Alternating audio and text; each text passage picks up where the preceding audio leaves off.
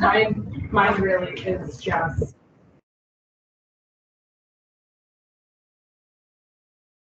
And That's my favorite, but the whole.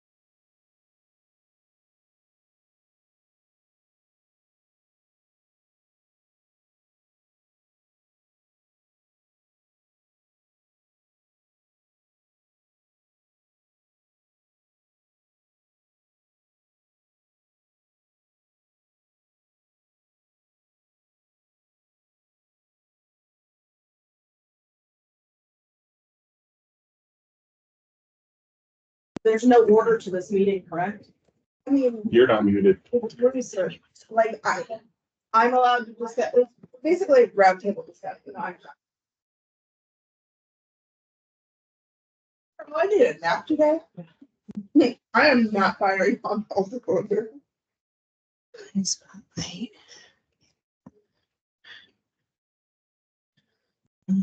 Okay. What is your earbuds? So I Are you looking for it? did example looking. planning worksheets, that were probably determined. And that's where And then I did get the, payroll. I found it easily over there. That I want that one muted for now. Oh, can you yeah, can you mute me? Here's the Awesome. thing. Get Thank those P&Ls. I just wanted to be able to admit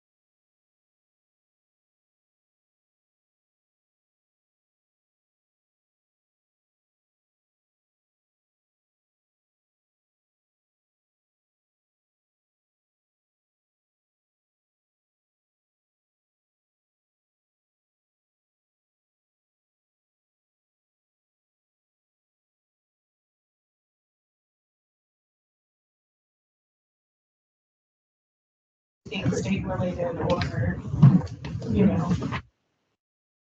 So. Yeah.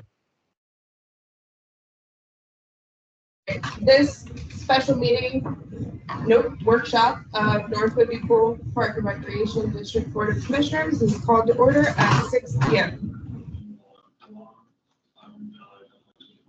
Okay, so our intention of this meeting is to kind of provide education, clarity, and just go over what our current processes are. One of that I found being a commissioner is that when something is discussed with me, I'm not always clear on whether it is defined as a program or a service. And so one of the things I wanted to kind of hash out with the commissioners is what at this point. My thoughts around those terms are, one is something that you pay for, and one is something that they don't. Service being Clover Valley Dog Park, Clover Valley Welfare programs being. So, anyone want to kick off?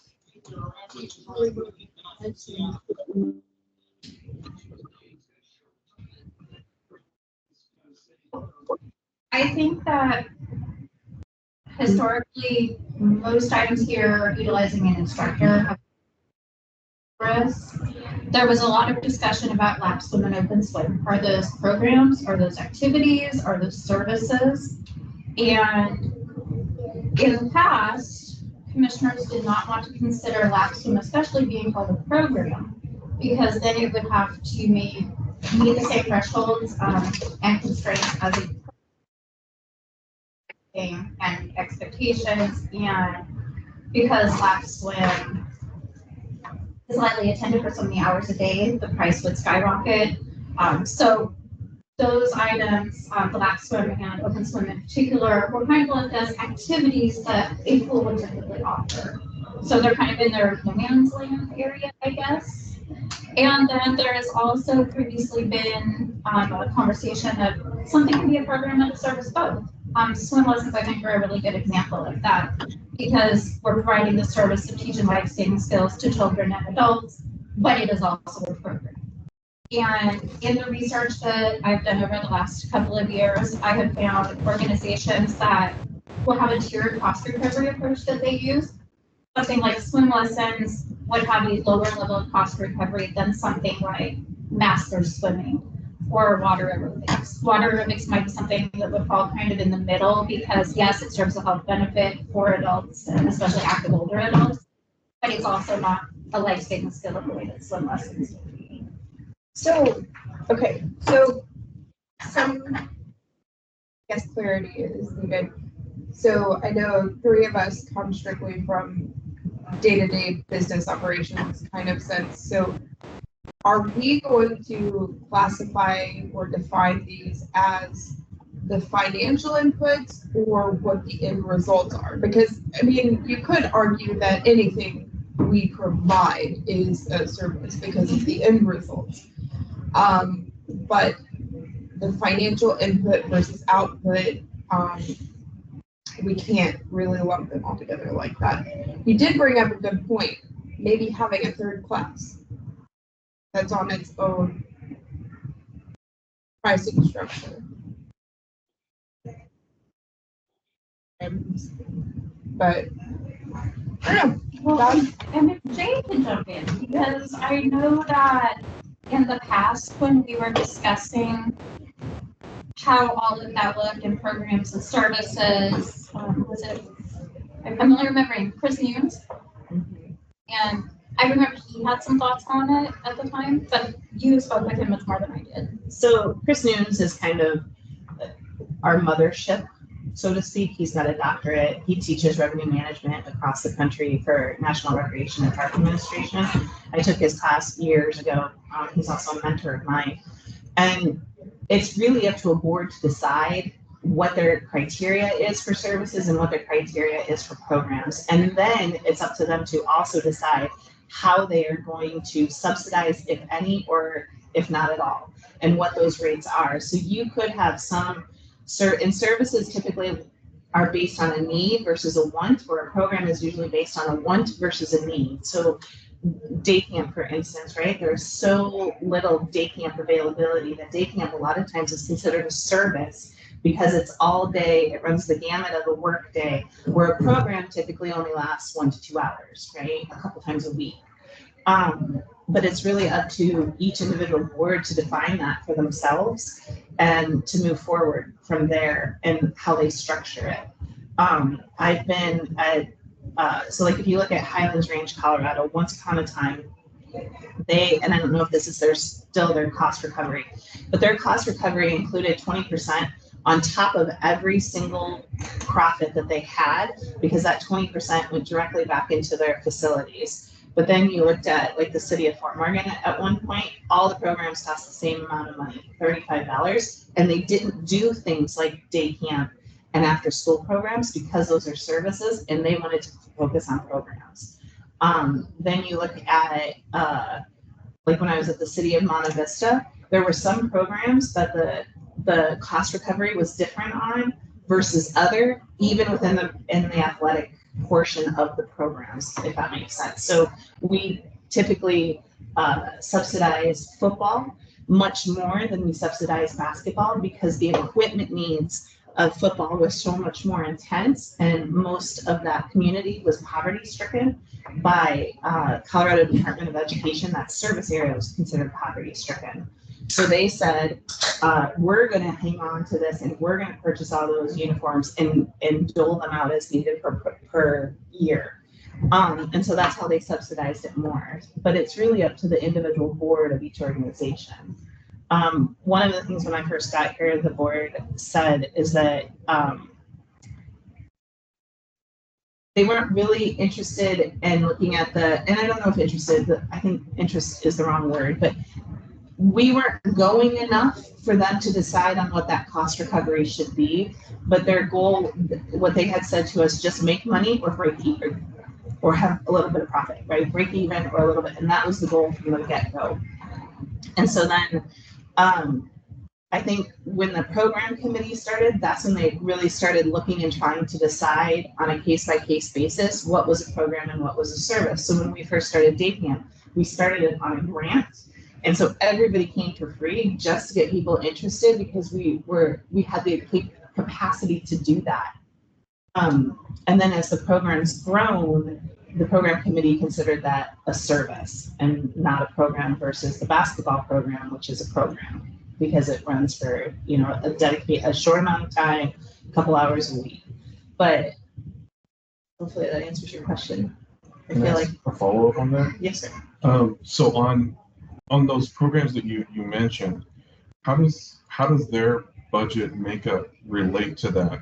And what I mean by that is we're partially taxpayer funded and we're partially front desk revenue funded.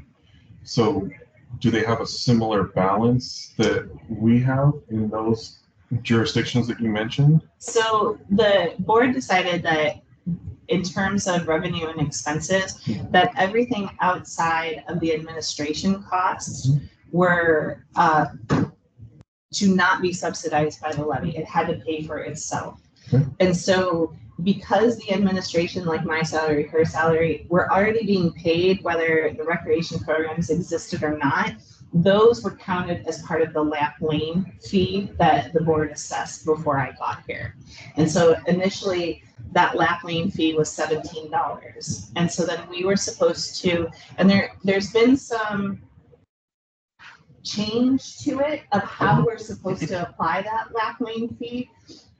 Originally we were going to put it for every hour of recreation. Then I think we ended on that it was going to be based on every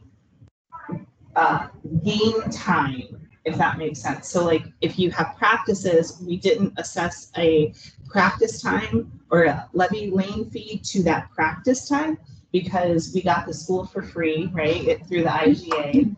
we weren't paying coaches, and we didn't have site supervisors at those locations. So what determined if we had to use a lap lane to assess for that game time or that program hour is if we assigned staff to that program, if that makes sense. So that's why sometimes during basketball, there isn't a lap lane of fee assigned to practices, but if you had an art program, every time that art program met, and if it was staff supervised, it would have a lap lane fee assessed to it.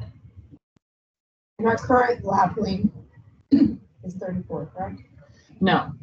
So No? The board, before I got here, had decided $17 an hour. Now, that's what it was for a very long time. And then there was a board change. And then suddenly they were talking about $19 to $20 an hour. And some of the board that hired me said, we are not going to change the lap lane rental fee before the next levy. Then those members left. And then the program committee decided that for any new program that we were going to do it between $19 and $20 an hour. And I think they eventually set on $20 an hour. And, but it was only to be put on any new program. And any old program still was assessed at the $17 per hour. But the definition of old and new program is where we as staff were like, because even though this was going to be our third year of basketball, we were told that that was a new program because it only happened once per year. So, yeah.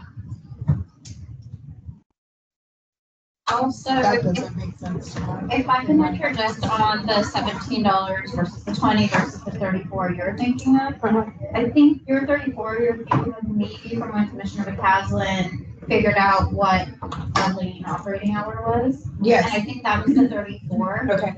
And if I recall correctly, this is how he did it when he was executive director here, and I think it's how he did it when he was on the board. He included every expense of the district in that and divided it out as far as anything operational outside of staff, essentially. So we included things for the dog park and the baseball fields.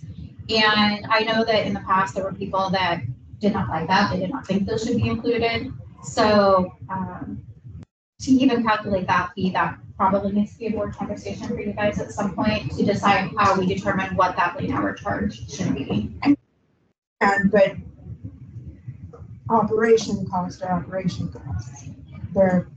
It's not gonna be. Feel free to chime in, but that's just my thoughts on it. Like, we have our cost of operations, whether it's at Clover Valley or maybe we're not getting any money from Clover Valley. We have our cost of operations for the baseball field, which thankfully we have a group that pitches in and saves us a lot of money. But, you know, at the end of the day, when we are looking at budget, it is one operation, it is one revenue, it is one set of losses, it is. Yes, which I think is where we've come to a really good, like, just a recalculation of what that fee should be and how we get to an appropriate number, I think is kind of what we're looking for. Because we know 17 is not the number, and we know that feasibly jumping it up to 34, or that's probably even, I would guess, closer to 38 now. That would not be a reasonable pill for people to swallow either. Yeah, I mean, and also, like, you know, considering a basketball program having a lane fee. Well, it's an admin fee. And so that was something in program committee that I brought up because initially we were just calling it a lane hour fee. And I said, I don't think basketball parents will be very happy paying a lane hour fee for a basketball court. So that's where it kind of became that like an admin fee. So Dave, to your question, when you asked, you know, like, what is the process? So that's what these planning sheets are. We use them for almost every single program that we do. We do a different variation a little bit for swim lessons in terms of the layout and stuff. But for when you're looking at this, this is actually the second page of it. There's a first page that is program supply. So that's anything we have to purchase for it. And so it has its own page because a lot of programs tend to, the amount of things that you have to purchase for a program can be much longer than a page. So we take that total from that page, and then that usually comes over on the expense, the equipment supply line, and then it gets added into the equipment expense subtotal line. And so, and then this part is like your staff cost, your admin fee, and then where you also see the 20%, and then you see the breakdown of how many kids for that price and where you'll see that profit, and that breakdown. So typically, like when we go through the budget process, you'll see for all the recreation programs, you'll actually see 2 pages as part, and that's typically what we can, when we come to a program committee, this is what we prepare for the 2 commissioners that are on that committee. Now, Julie just did for short purposes for what she just gave you the nuts and bolts. Because typically when the board takes the information from the program committee, they really only take this bottom portion and put it on the blue sheet, and that's what's presented to the board. And the program committee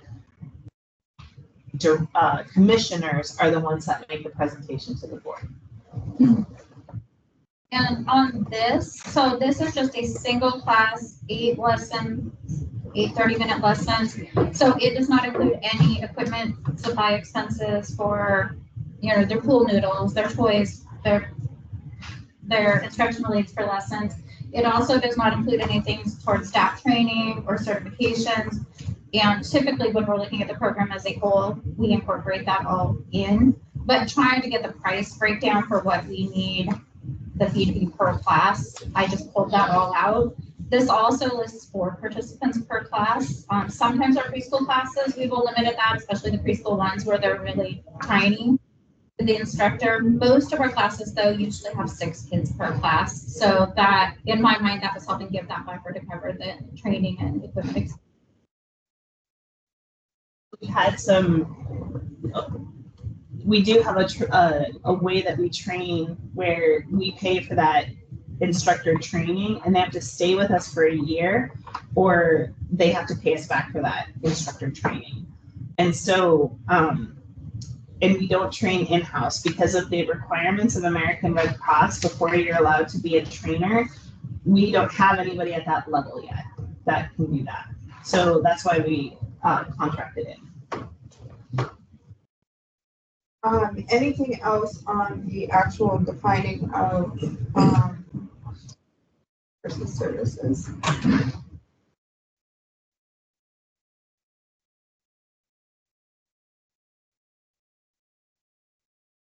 All right, so now we can get into more of the decide in the meeting. We just have to talk about it, and then we have to go back into our board meeting and make whatever decisions necessary. So if you guys think more on it, this is something that we can, I do want to be on our agenda to have a strict definition. And I apologize, I don't remember who's the new people on the program committee. It's still Jamie and Commissioner Guy. Okay. So I could recommend, if that's okay, that maybe you give a task to the program committee to possibly come up with that definition for the board. Yeah.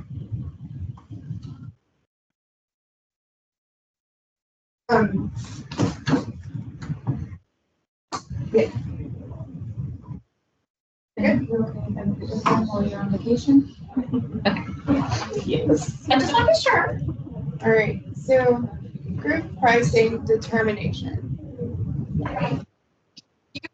Or can you, Jay, give us some, actually, probably Julie too, because you've been here. I didn't want to say it like that. But you've been through a few of these changes.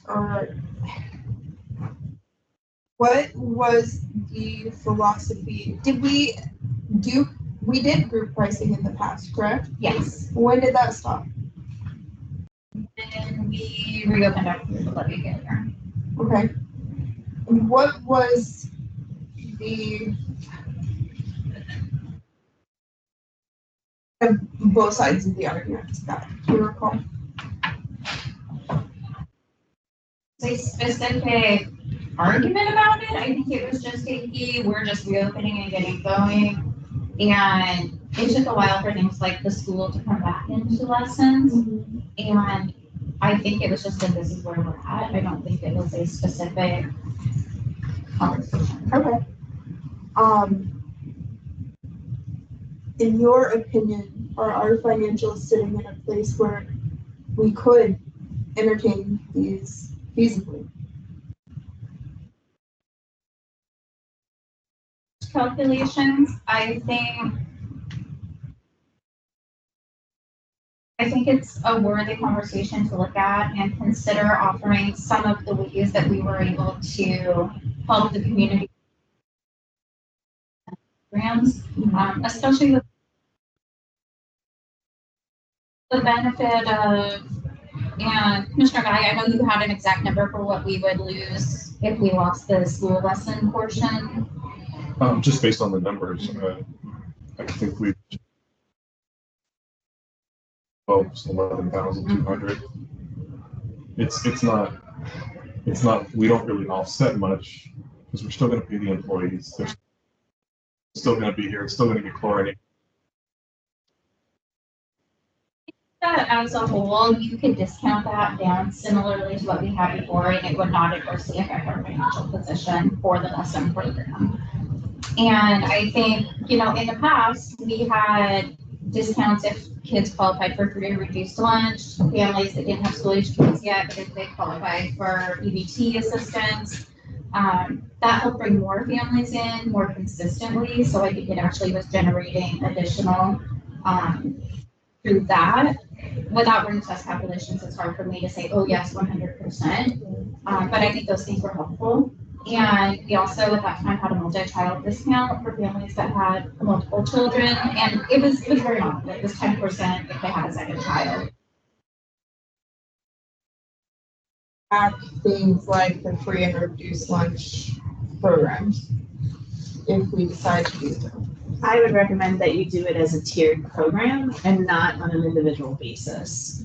Because that was one of the things that the board, because they discontinued the group pricing before I got here.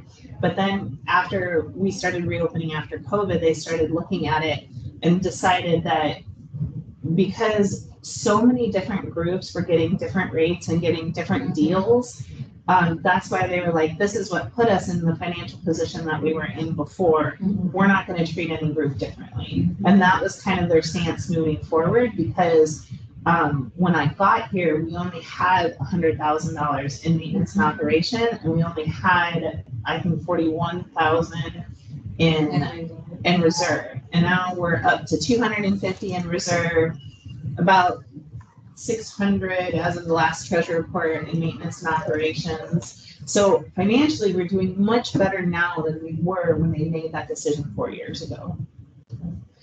So one of my thought processes when this happened is, when we were talking about the day camp and taking the margin that we're taking, it was presented as, something that is a need, and I'm not arguing that this is a need, but running any program at those kind of profit margins can lead us into a slippery slope. So when we're discussing that program specifically being a need, I'm not being facetious, what need is that program satisfying? So we'd have to go and run the numbers, but the first year that we did the day camp, 80% of those kids were coming from Naval families. And so we were literally helping support the Navy. I think partially that's due to, one, we only allow North Whidbey residents to come in on that grant because it was written under that guise. I'd have to look at the number again, but our main group of people, if you look at program to program to program, has been the Navy families. And so I think that's why it's been such a service, because they're at capacity in their own daycare programs and their own camps. and they don't have the capacity to make them bigger. They're having a harder time getting staff to work for them than we are. And Have we so, had conversations with the Navy about helping to offset some of those costs? well, I did last year. So they always have a base invitation where they bring in the people from your community and they give a presentation similar to what they did at Chamber the other day. And at that time, I started asking Brian Tyhouse, who is the liaison to the community, and said, because Biden had come out with this executive order that said, you know, we are going to do everything we can to support military families and daycare because it is a problem in the military. And so I kept asking, hey, are you seeing any of this funding coming down the line? And even though the executive order was made 2 years ago, they're still not seeing any funding for it coming. So there isn't anything additional as of the last time I checked. Okay.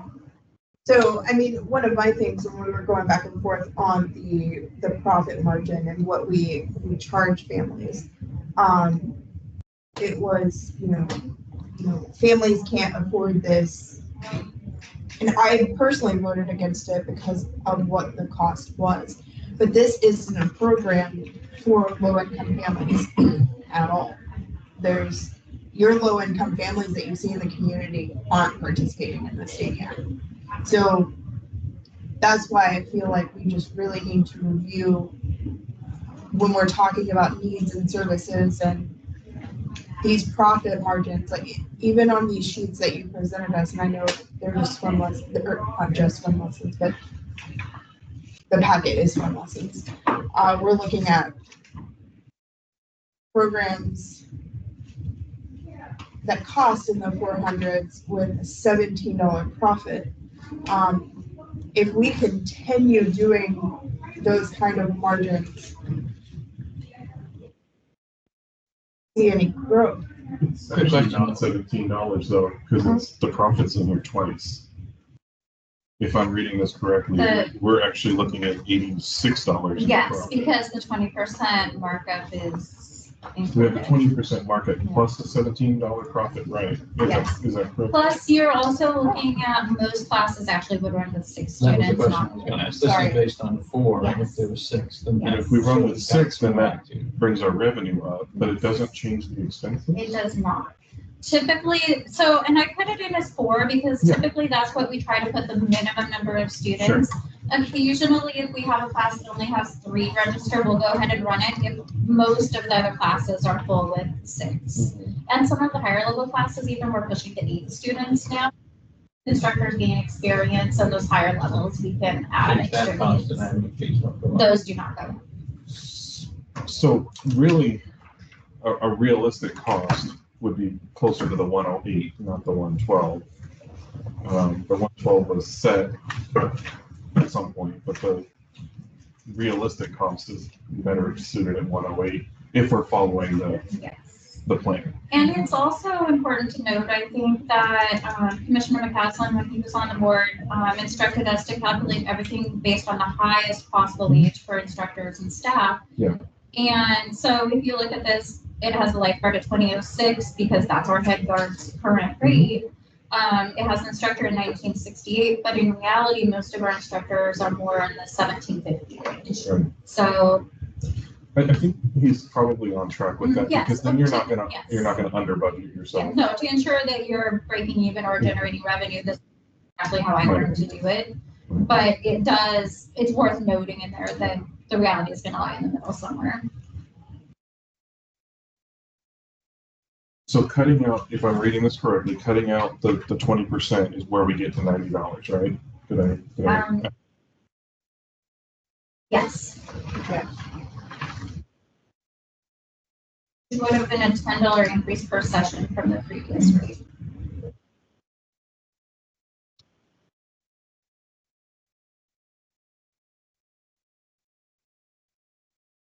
What's the minimum?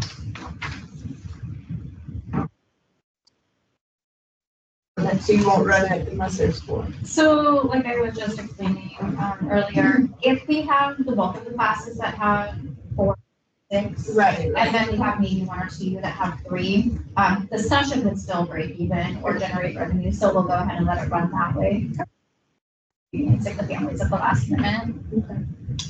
When you're looking at it from a sports side, like when you're looking at we may base the determination on the actual registered the participants that actually registered, and then we redo the sheets. And if the sheets still come out breaking even or making a profit, we'll still run it even if it doesn't hit the budget numbers or the forecast that we had hoped for. But that's the delineation that it has to break even or make a profit with the number of participants that are registered. And so sometimes we'll take a league and we'll turn it into a clinic. And that's what we've done with both our volleyball and our flag football from last year. But now we expect to, as the programs go on year to year, we hope to eventually get those into league play and start building those numbers like basketball, where basketball saw growth for 2 years. It's very big growth. And then this last year stayed at the same as it was last year, 320 kids. Was that because of capacity or was that, Well, I think the rec manager wanted to turn off the registration before so typically I ran registration all the way till the first games. And so you could register coming late, and you do see a big wait in that last week, but it makes getting schedules out harder. And so she asked the program committee if we could cut off registration, knowing that it could hurt the numbers overall. And so that would be my only guess as to why, but I don't think it's anything that we did in terms of we opened the registration date on the same day. We advertised through phone calls, we advertised through email, we hung up banners in town. So in terms of advertising and social media, we didn't change anything how we had done it in the past. So I don't know. I don't know if it's just, there is a time when you hit a certain number, that's just the amount of kids that are going to play that sport. Talking about swim lessons, going outside the school and more towards the public, or we'll call it, since I'm not going to call it publicly available private lessons. Good lessons, yes. Okay. So would we have similar numbers in the class? Or would online? In the group lessons, or are you talking like individual lessons? So not through the school district, not through a group organization, but a parent walks in and wants to teach their kid how to swim. It's the exact same ratios. Okay. That's what's going on out here right now, Right. actually. And that was kind of my question. So we're going to be like shooting for 4 up to 6, same ratios.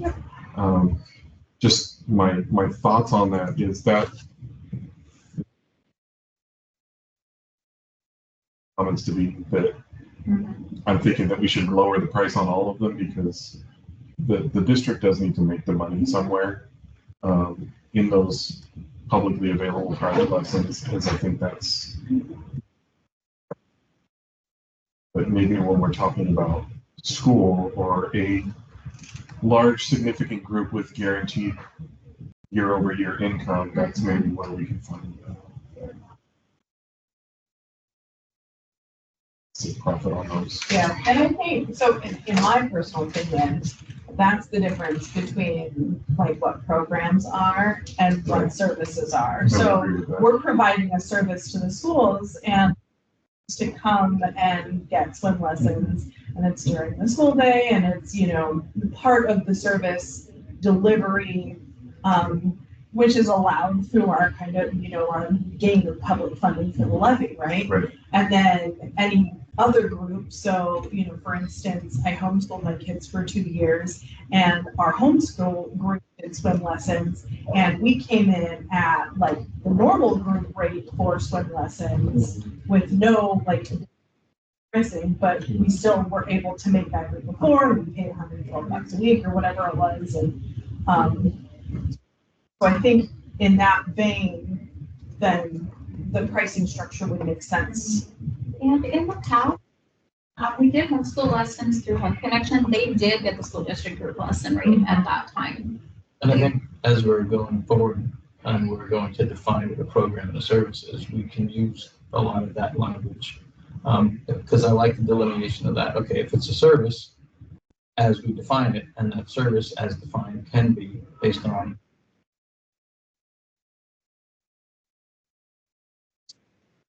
a more solid, less kind of fuzzy line between a program and a service, and who's going to get a possible price break and who's not. For that day camp that we did that first year, the amount of people that joined it were low income, and free and reduced lunch were 53.5% of the registered participants. And then 52.1% were people who struggled to find childcare. And so it was basically a half and half. So I just thought I would give you that because I had that. Yeah. Because the grant required Yeah, the demographics. well, and I wasn't saying that it's not something that, I got my wording. I'm absolutely certain that there are those like financial assistance in those particular programs that are participating in those programs.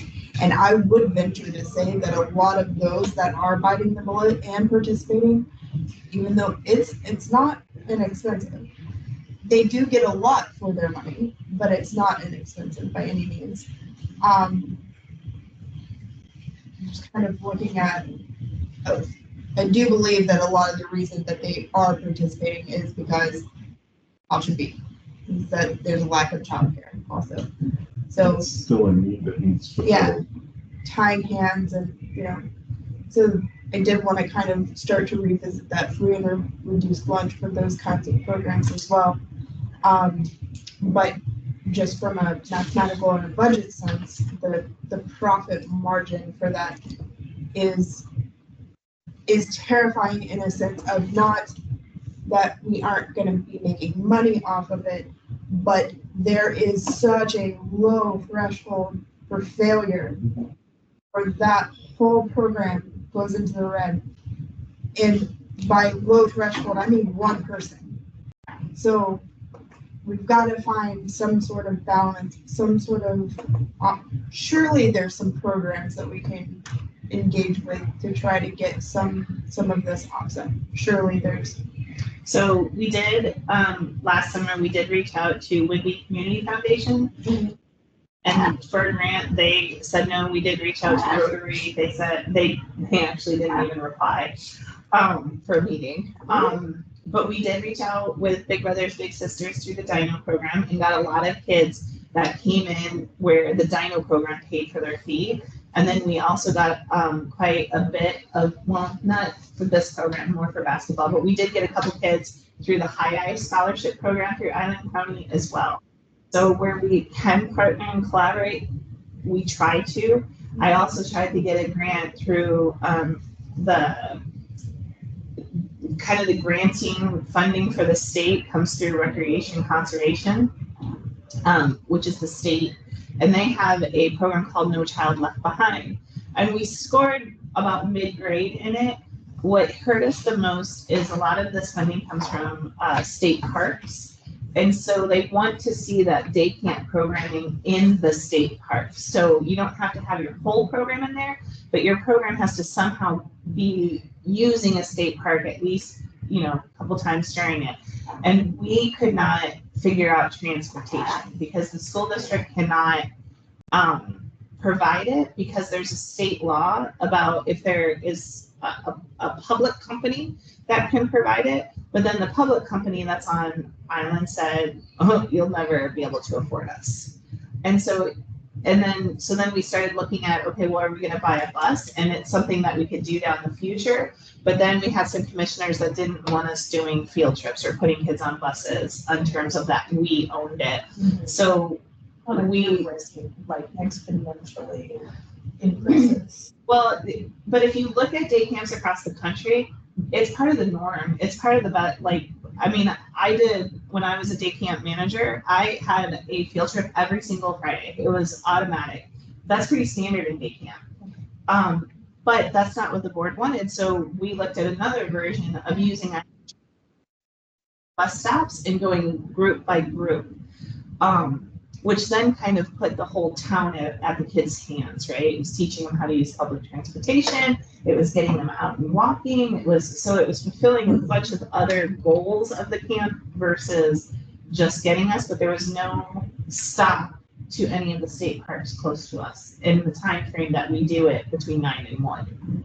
There's no stops at the Central Parks. Between the hours of 9 and 1 to get them there and back, because by 2 o'clock, the day camp has rented the pool for swim lessons. So every day they're in the pool. And the idea behind that is to get kids, and this is where it becomes part of the service, is if you can get kids to swim every day, they then themselves want to become stronger swimmers because they want to go on the deep end, they want to use the slide, and so then you start to see kids who become lifeguards who weren't on swim teams. Right now, we're facing a national shortage of lifeguards because most kids, when they get to level 4, and that's even true for us, they get shuffled into the private clubs. Well, if you can't afford that, a lot of kids don't go into stroke development. And so like I learned to swim in day camp because I was a latchkey kid, and I learned in day camp and could pass the lifeguard test with no problem. When I went through it again at 40, 3 of the other 15-year-olds in my class passed the swim test. And so if we can get kids swimming every day, we're building future pool lovers in our community and hopefully future lifeguards. And we've already seen it. One of our guards was in the day camp in the first year. Oh, that's amazing.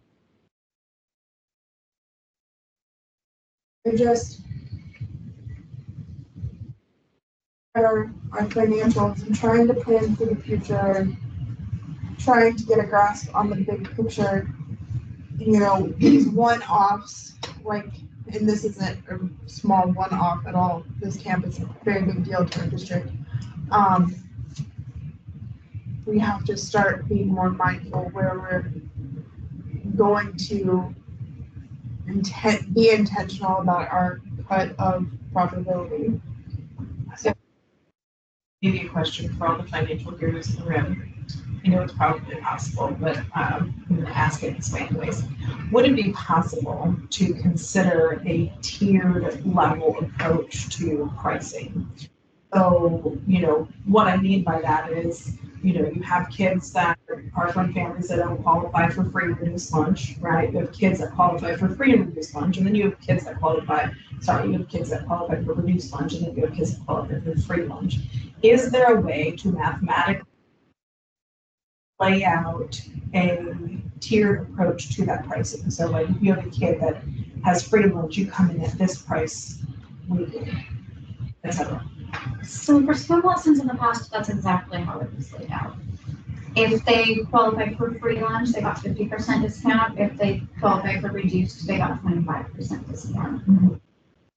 And you can certainly run worksheets and see what that would look like and just put in some probables of how many kids might qualify under each to see how that would affect the bottom line. Mm-hmm. And in theory, I would imagine that could be applied to any program. Mm-hmm.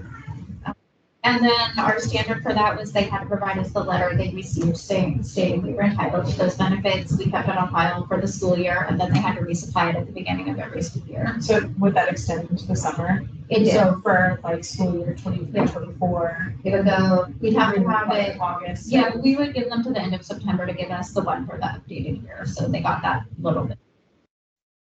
I really think this is something we should explore. Kind of thinking along that lines, but not necessarily specifically calling it that, I guess. Or leaning into the groups and then maybe bringing in a free and reduced lunch as our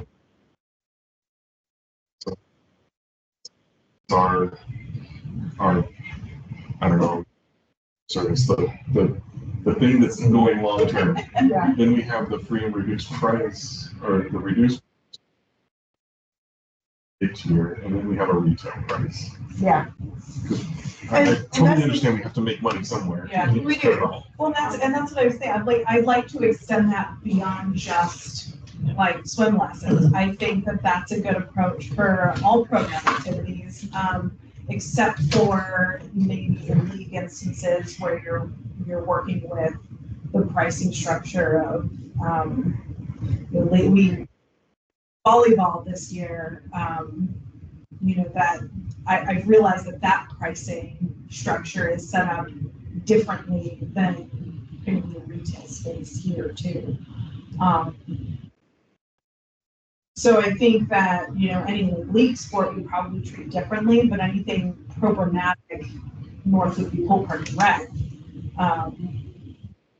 develop a uniform pricing structure that builds in those tiered levels of pricing.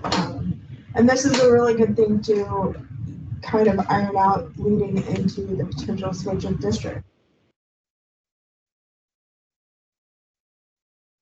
Having some sort of guidelines is, always a good. Mathematically, though, looking at this through the budget lens, those tiers would have to collapse somewhat. A 50% discount. Oh, no, yeah. 25% discount.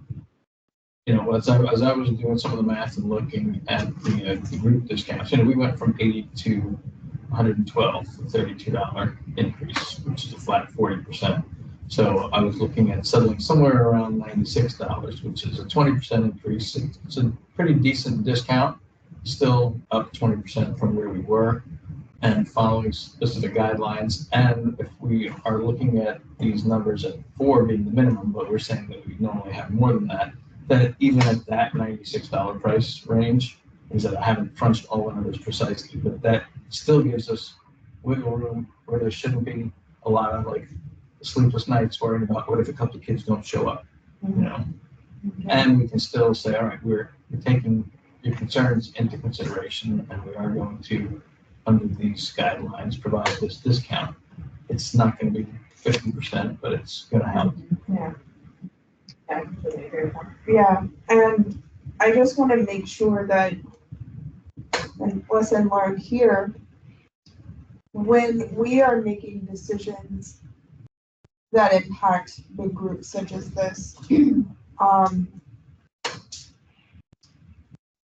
sure it's communicated to them. I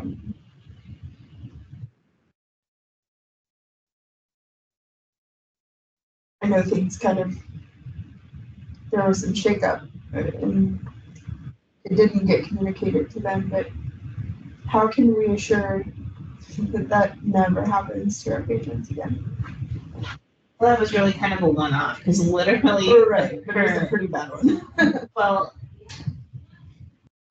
I don't think there was any way to foretell that she wasn't going to do that. So to say, because literally her last words leaving the program committee was, "I'll make sure I update the school district next week."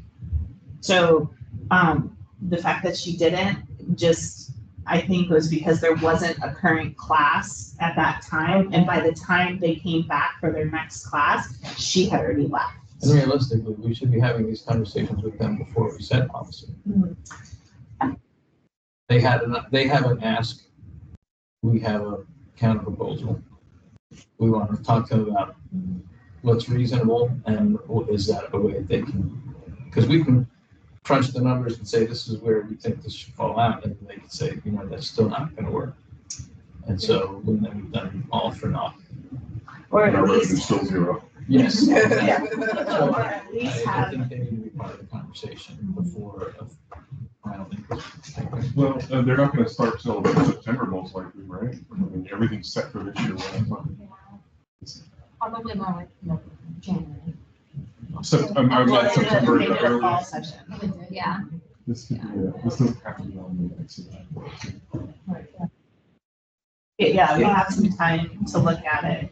But I would say too that to garner public input is to do something like we invite not just that group, but anybody who wants to give feedback on pricing, an opportunity when we're considering changing pricing.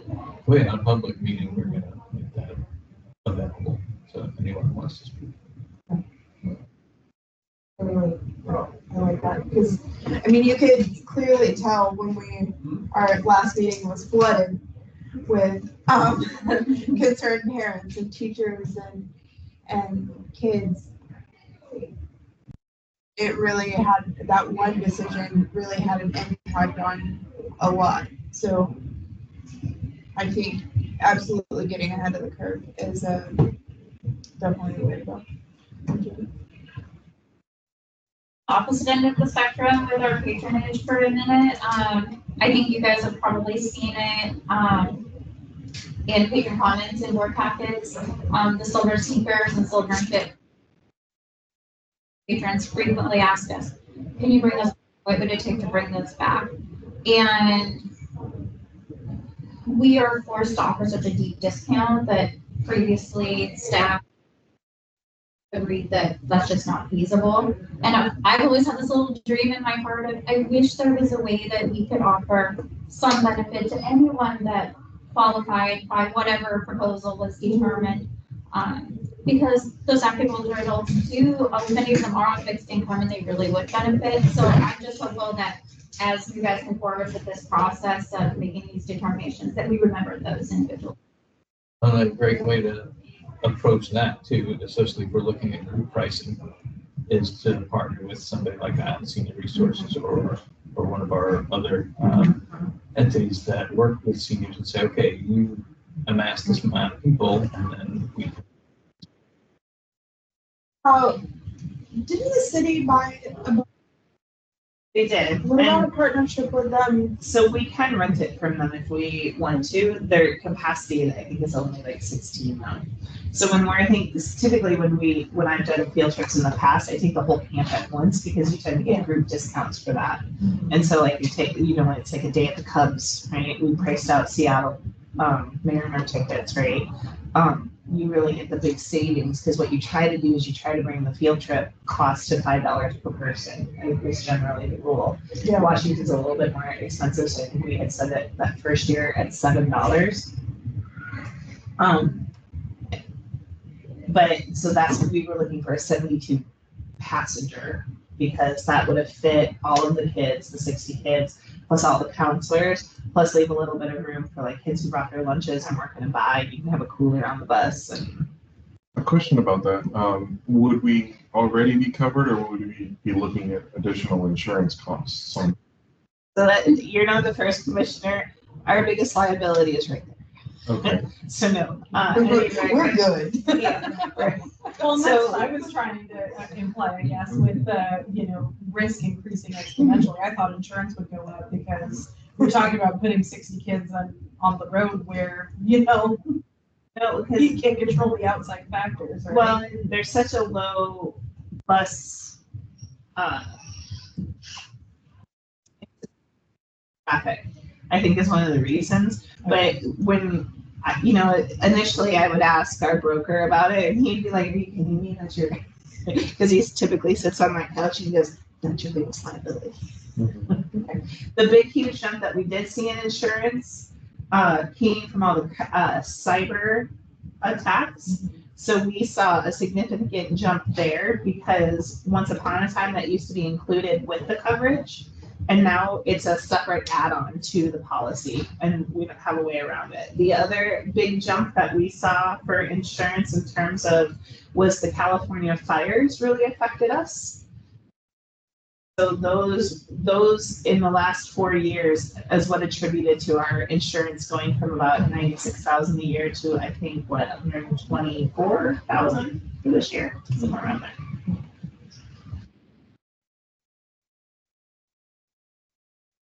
All right. Does Joseph Whitby fit into the state parks? Does Joseph Whitby fit into the state park requirement? It would. So could you potentially do a day camp day where parents drop them off there? Well, so that's what we're trying with Atlanta Steam, which Atlanta Steam is a different type of camp. And they, 1 week it'll be based here in the pool, and then the next week will be at Coronet Bay. And so parents will be dropping off and picking up from there. So these grants, the grant that we got the first year, is it not enough to kind of rethink strategizing getting kids to the parks? Or No, I definitely think it is like so the next phase of recreation, right? We're gonna try and see how we could do the bus, how we could incorporate the parks and reach out to them to see.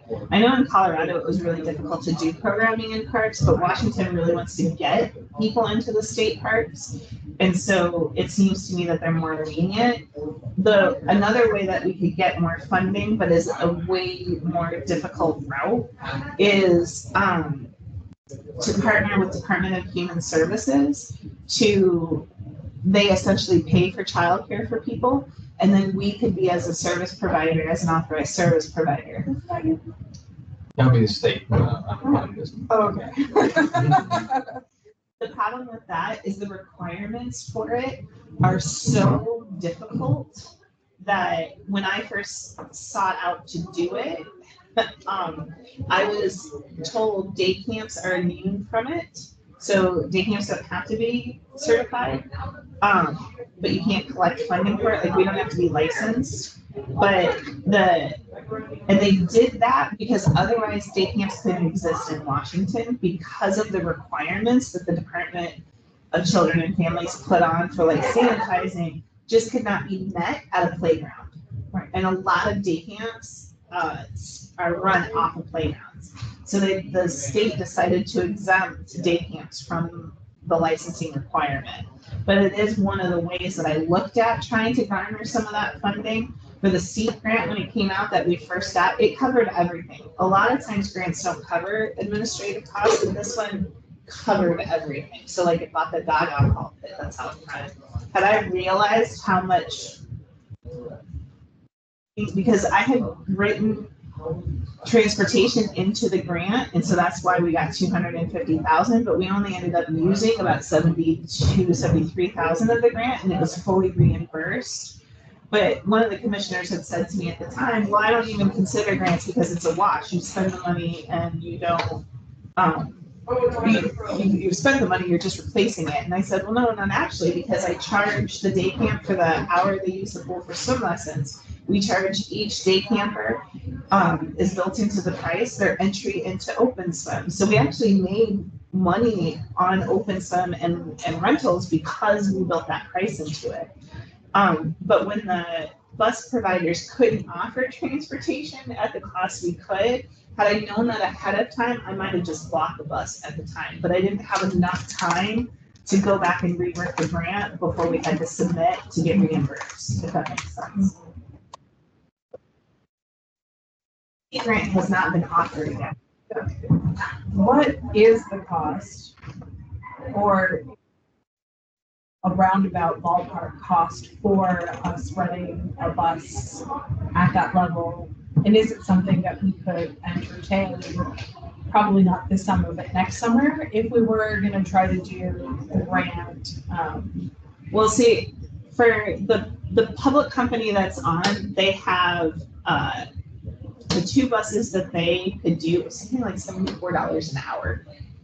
And so when you're talking about like going to Burlington and back, right? Typically for day camps, they're typically an all day thing. I was like, oh, and that was for one bus. So then you double that price and then you pay gas on top of it. Then the guy laughed at me on the phone. Okay. Well, Because we don't have that issue in Colorado or in Illinois. So my IGA with those, when I was in those two states, covered busing. Yeah. And so we could just call up the bus and be like, hey, can we have it this week or this day? And we had it. Now, like when I worked for the city of Durango, we bought our own school bus. When I worked for the YMCA, we bought our own school bus. So I do keep looking for transportation grants to purchase, but I don't think it's ever going to happen because the private businesses don't want the competition, and so they fight those kind of funding opportunities. We talked to Island Transit. I mean, they've got van pools and every other kind of thing. I've applied all 3 years, and they just didn't have what we needed. So, but that's how they told me about the routes. That's how we started using the island transit to get from route to route to route to route. They actually laid out the routes for us that would get us to here in the most efficient manner. And then we just have the kids get on with their counselor. And then they go individually. So this group will go to this playground and this will go to the water. Like they took the bus to Windjammer for kayaking every week. And then the staff hauled the kayaks down and their bags down and then they took the bus back to get in the pool for swim lessons. Any other discussion on the group pricing determination before we move on? If I could just say one thing, I just want to make sure that when I walked into this facility 4 years ago, when you're thinking about how much that you're thinking about discounting, please also include, because one of the ideas was starting our own 501c3 where we fundraised so that we didn't have to discount. Now, through board changes and stuff, we just hadn't gotten to that part yet. But I know lots of places that do it. And I want to caution us about there was so much work to be done because in the past they were just, giving it away. That's what I was told. So one of the biggest considerations with that is right now establishing a 501c3 is anywhere between 3 to 11 months, and with this being on a ballot, I think that this is something that we should visit January 1, because it is very, very important, but we don't want to try to pull the trigger or start the process in the middle of what can potentially just throw the whole thing off. I don't know if that would throw anything off. I'd like to, because the other thing is, we didn't get anything from the Community Foundation because their primary mission is to fund 501c3s up and down Ruby Island. They don't fund public entities, they don't fund private entities. So as a 501c3, that opens up a whole lot of doors. We've got a heavy lift or not, depending on how this metropolitan district goes, and that's a conversation I guess we're about to get to. Right. Well, that's the other thing though, is that, and sometimes, please continue. I don't think that doing the initial inquiries and getting those initial steps taken care of, finding out what it needs, what we need to do to become 501c3, we detract from that, regardless of whether we wind up with Metropolitan District or we don't. I think that this board would be served well by pursuing that. And that's what I was just about to say, is that regardless of whether structure changes, the 501c3 established would be in support of either one.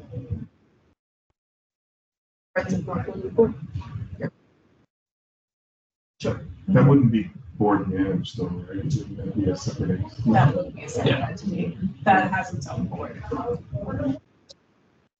The benefits of having a 501c3 that could be a fundraising arm. Who would pay for that? For a grant writer to start a profit, because I'm in the process of doing it for one of my organizations. It costs a lot of money and it costs a lot of time. Unless you have It does somebody take a lot of time. in the community that's willing to volunteer as grant writer. And I've written grants. I know other people who have written more than me. I don't think we need to. Yeah, I was gonna say, I'm a grant I don't think we writer. need to fork over. Yeah. No, That's usually the attorney.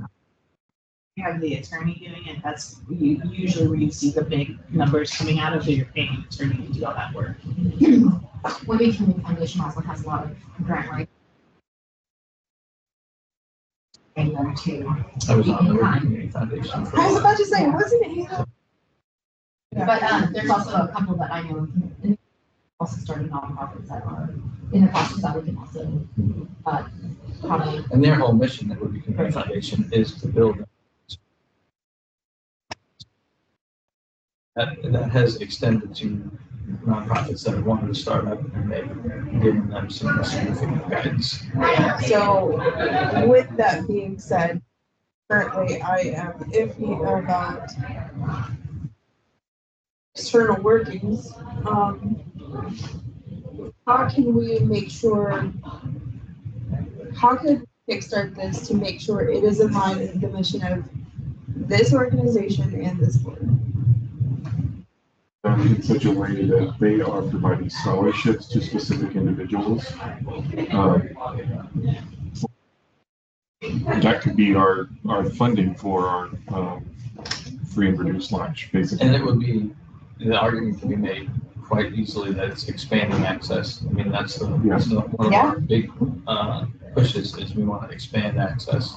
And so with a funding on that brings money in to allow people who wouldn't otherwise be able to afford to partake, that fits right in line with If it's that. incredibly successful.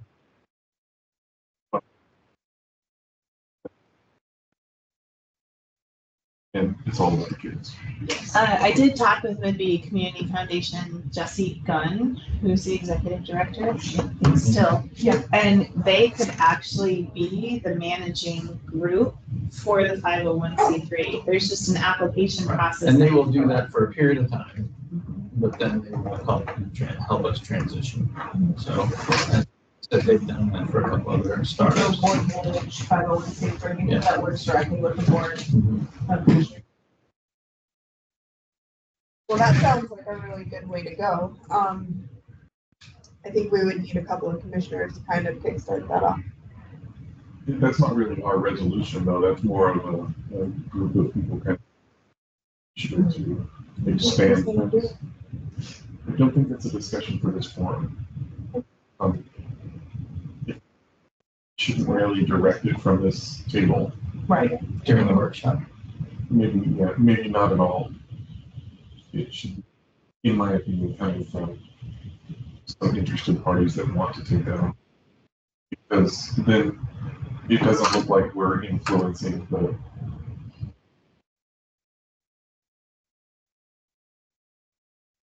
this board is not influencing. So I know in accordance, one of their commissioners sits on the board of their 501c3 too. Is that intentional or by chance? Because I don't think if it's two separate entities run by two separate boards, there could absolutely be a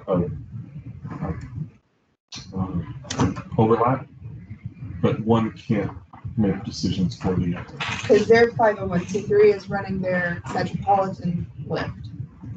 And they have a commissioner that's. So yeah, I would say that there's benefits to having that 501c3 that's a little bit more free. We're bound by public. We're bound by public. We are bound by the taxpayers in this body. But a 501c3 may have a little bit more freedom to campaign. It might have a little bit more freedom to go out and seek other things that we can't do. Okay. And that's why I think it would be important to distinguish the two as separate entities. Okay. And not necessarily influence the establishment of from this table. And I do think in that regard, if a commissioner of North Whitby Pool Park and Rec District decides to sit on that board, that they are a non-voting member. You know, that's just one of those, you know, that you just separate that distinction, you know, of levels of responsibility. Oh, absolutely. Yeah. Totally agree with that. All right. We're gonna move on to general budget position and questions. I don't really have a lead on this, just I know that there have been some questions about the budget, kind of where we stand, what's going on. Commissioners, I know Commissioner Guy, you came loaded with some questions. I did, and I think a lot of them have been answered, but it's more along the lines of if we make a change like this, are we going to make the budget? That is really for the staff because you see in the day-to-day expenses, you see expenses. And I mentioned that I was in most situations we're not quite at that 33% based on the P&L report, and I think some of those that's where a little bit of a concern was, but I believe a lot of the expenses are going to be end of year leaning. If we were to hypothetically drop below $100 for the schools, talking about we're talking about $1,200, aren't we? Yes. I mean, yes, it's gonna hit the revenue because we did check and the new prices were included in the budget. So it will hit the revenue. Yeah. But Are we gonna make it? That's the question. Because it doesn't make sense for us to just go out on a limb and budget if, but at the same time, if we lose all the revenue, we're gonna not make the budget. That would be a much greater deficit to overcome than $1,200 savings for school group lessons. And because we've saved $1,200 in recreation yes, manager well, and if, yeah. staffing costs. And if you look at this through the end of April, we were about 20% for group lessons, percent for wages for those instructors. That's not factoring in the coordinator and all of the other items. And knowing that summer is where the bulk of that swim lesson revenue comes in, I don't think that $1,200, just throwing that out there as a number, is going to kill the program. Glad you talked about the influence of the summer, because I was looking at this 3 months, and according to the budgeted amount and what we got in the first 3 months, like, wow, that's not good. Okay, so Summer's our go time. Julie, you haven't taken a single day of vacation this year? No, I did. Hold on. She took a week. I went to Arizona for a week. It was bizarre. Arizona, it said 0. Gone on a vacation. Down here, 20.113 vacation. It's Shane. Never mind. It is Shane. Shane does not take a lot of time off. Vacation he took was to go to DC for the city. Good Lord. Okay.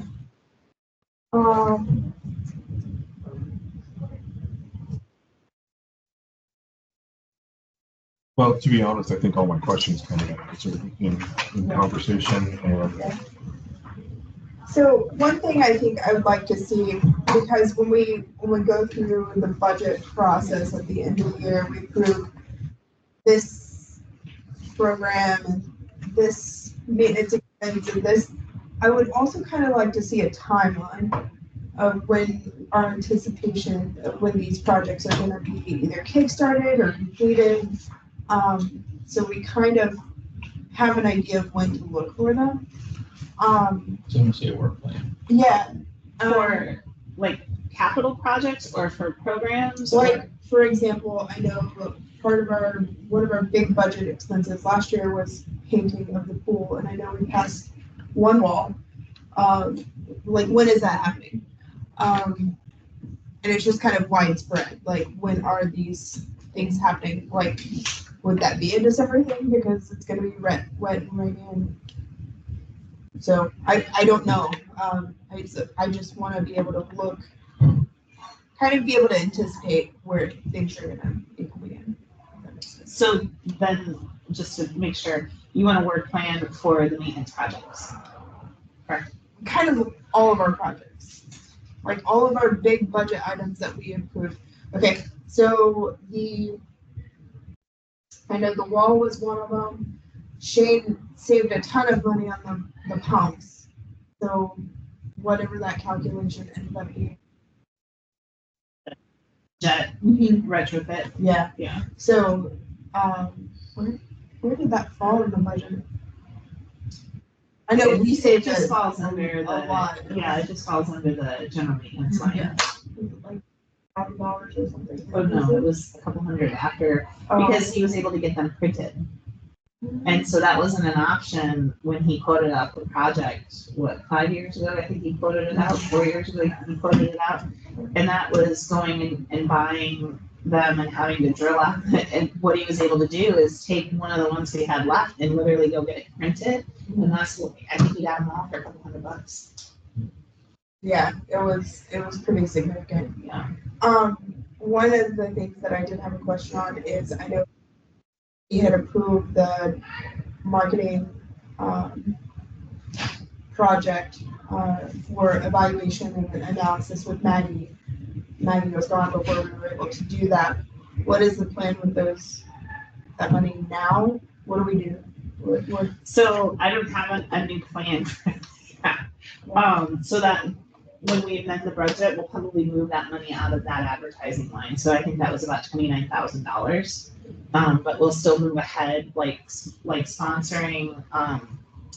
We spent a little bit more on our sponsorship because we had sponsored a page last year on the chamber website for $7,200. But this year we decided to sponsor the carnival so that we could draw 2,000 people in our door to pay for tickets. And that's right at Go Time for summer, so it gets people, information about day camp and stuff like that. So that was a little bit of an increase, but it was still within our budget and still a plan to sponsor something. And so we're doing our typical marketing for summer, the Macaroni Kid. But we'll probably end up just pulling that $29,000 out and deciding was 10. no, for Maggie it was like 29,000, I think totally. Originally for you two, we had this idea of having a campaign about why Parks and Rec are important in a community and really trying to get that message out over, and we were going to start with a focus group and then see what the focus group wanted and then base the campaign on that. And then it was going to roll out for a year to try and make people aware of what Parks and Rec, just besides just being fun to go do, how it benefited you as a community, as an individual. And we sat there and worked on it for a really long time, but Maggie got promoted at the city, or a new job she was, and so that plan kind of went away. So we're looking at new plans with the chamber, and one of them is that luncheon that we are sponsoring. So we're sponsoring June, and then we're a partial sponsor for the July luncheon. And so that it'll be here on June 20th, and it'll be in a field, hopefully. They're gonna set up a tent, and they're gonna do the lunch there. And then we're gonna be trying to offer tours during that day, and then they'll be able to use the bathrooms. And the hope is that we'll filter people that park here and out that way. So we're getting them through the building to see the changes, because one of the things that we know is that people don't understand like how well we put the building back together if they don't have kids anymore. And we constantly have people coming in here saying, oh my gosh, this place looks so great. I didn't realize that you guys had done so much work. But we still have some bigger projects to do. And then the next levy cycle, the locker rooms, the HVAC system. And so we thought that it was an important way to try and get them to see the facility and see what we do here. So we'll still spend the money on that, because that was part of that budget as well. But not all of it. Not all of it. So that is taking apart our social media, evaluating it, look for marketing strategies. We still need to spend that money specifically on that, because we definitely need assistance in that area. So what options do we have? I don't disagree on that, but this is one of the things that I think needs to wait until January 1 and come up with that plan at that point. Because, and I kind of had this conversation a little bit, but right now so many things are up in the air that I think for me coming up, I'm going to need to be supporting. I'm going to need to turn away from some of the NPD stuff, and I'm going to need to focus on staff and helping them, because we have a new rec coordinator who's going to be running a day camp who's never run a day camp before. And so I need to turn my attention to support that right now. And we're past the time of when that marketing plan would have been really helpful for us in terms of the summer programming. And so I just think that needs to be pushed capacity wise. We're just not there right now to do it. There are some things that, while I would agree with you on a lot of that, there are some things that I still would like to see. We get new board members, and that's not on our social media. We get our videos up yet. Where are they? On our website. Okay. Just being more engaging on social media. We also have to consider that there is an election coming with our name on it, and so more traffic on social media is going to help that. There has to be a middle ground. We can't do nothing. We can't do everything. There has to be a jewel in the lane. So our new client services coordinator, once I get her fully up to speed, I'll be turning some of the social media tasks over to her to help with. Okay. And she's actually just freshly graduated from college with a degree in graphic communication. Stuff that I think will be beneficial to us. Okay. So, Job. so my original plan was about 20 hours desk and then 10 hours administrative on the front desk side. So I probably will shift some of that around a little bit to give some extra outlets and the marketing side. Okay. Well, that solves that then. I did have a conversation with the rec coordinator where I turned my social media over to him to try and get some of those programs going so that he can be posting in the groups that I am, because I have a district Facebook account for the exec, so that he can go in and start posting to those groups himself. We don't just allow anyone in the district to have access. We have found that sometimes the language and the message coming out isn't, we have to go and fix it. Yeah. And so that's why we have kept, but if you guys want to create stories yourself and send them in to us, it's our issue is the creation, the time to create. We don't, throwing in a post or planning a post, that part we can do quickly. But it's the creation part that eats up some of our time. I think we can, I could definitely assist with that. But that's a lot of the reason that I have reached out to Sam Fleck. Have some more visibility somehow, just, teamwork, it'll be fine. Anything else on the budget? Yes. Yes. You mentioned the locker room and the HVAC system. And then I also heard you say we're waiting for the next levy cycle for those. I didn't see it. So I will ask, is there a style of budgeting where a certain amount of money for capital? So we included it as part of, and I think I told you, but I include Bill. We go through a systematic way to build the budget, and we generally in October have a workshop where we present it to you guys and go line by line. Mm-hmm. And in that includes the capital projects that we want to do with the pricing. And then we prioritize it as staff. And then, so like last year we did it and the board said, nope, we're not going to do this one. We're not going to do this one. Can you wait on this one? Can you wait on that one? And I think we could probably send you out what that final was from the packet on it from the, do you remember the one? It may have already gone out to them. Yeah, we did. Okay. Because I sent like all the iterations from the budget meeting. Oh, okay. So then you have that for the ones that were planned on this year. Now, there was a point where Shane is awesome. He's the best maintenance person I've ever worked with. And he is like the energizer buddy, like just get it done, get it done, get it. But I've had to say, okay, wait, let's wait for our next levy distribution to come out before we start spending to know what that's going to look like, because was it going to be, what we typically see, or was it going to be less? And so now I'm sure he's going to start ramping up again. I guess to clarify more, I'm not necessarily asking about the projects that are going to be done in a budget year, but more along the lines, do we have a specified reserve that we are working towards in a 5 or 10 year plan? So when you talk about reserve, I guess that's not the right word. Yeah, you mean capital reserve. Sure. I mean, it's reserve, but so we've never really built that up. All the capital projects come out of the maintenance line. Mm-hmm. We have built up our reserve though. So like we were kind of talking about. Is it undesignated?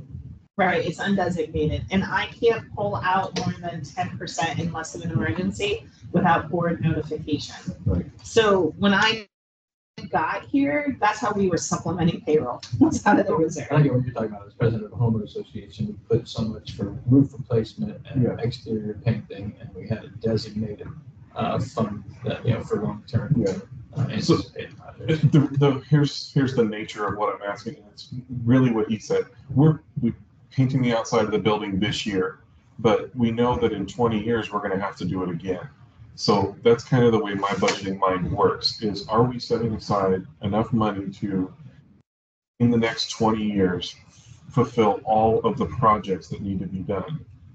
And that's kind of where I'm at with that. There is not a systematic approach to the capital reserve. There is not. I said and 5 years and then I jumped it to 20. And the board decided not to fund the capital reserve the last time that we talked about it. We did finally convince them. It took me about 2 years to convince them to fund the regular reserve. And so, and for those, I assume everyone here knows what is reserve for, but it's basically your operating fund in case something like COVID happens. And you can continue to keep your operation running without the money coming in the door. And so the board did want to start working, and we did convince them to put about 250 in the last time. But they at that time said, no, we're going to keep the capital in the maintenance and operations. And I did see I did see the money there. It was more, are we out looking for what are we going to see in the next 5 years? Well, and when I did my first budget here, we did lay out the capital projects for the next 4 years. So we said this year we're going to do this year. So we at least did that, and we knew what we wanted to spend, and we got the quotes on those at that time. And then like when we did the roof project, when we did the roof project and they gave us the quote on the roof project, I said, okay, now you need to give me a year to raise the funding for that. And they held that quote for a year for us, which typically they only hold it for a month. And so our roof was cheaper than the roof over at the senior center, even though our roof is bigger. And that's the thing, is there are recurring costs, granted they're recurring a little ways down the road. But if we're not planning for that, They're not 20,000, they're 150,000, they're 200,000. Yeah. And the reason I even bring that up, because if we do transition to MPD, we're looking at stable funding. And so we're not going to be looking at giant influxes of cash. We're going to be looking at stable funding that will need to be addressed that way. Well, and that was one of the problems that we saw, because when COVID happened, interest rates were so low that I tried to bond out projects and keep the cash on reserve, but then they wanted me to take the cash and that we wanted to use on other projects. So for the big project was the boiler, right? We knew that was going to cost us around between 150 and 200. So that was the project I tried to bond out, because we were seeing interest rates at 3%, which is almost as good as cash. But what happened is, because our levy cycle was only 6 years, and at that point we were at, I think, 3.5 more, they wanted us to take all that money we'd be saving, that 150 to 200, and set it aside, and so I couldn't use it. So the board ultimately, at my recommendation, I said it doesn't make sense for us to spend 3% more money on when I can't use the funds that I was saving to use it for something else. And they agreed. So we didn't bond at that time, but that's where the financial piece of, having a district that's longer than 6 years will allow us to bond out some of these bigger projects, like the locker room, which we did try to get done in this levy cycle through a DSEP grant, but the strategy for the DSEP grant changed, and the staff don't ever think it'll go back to community programs. And so that kind of threw our locker room right out into a twist.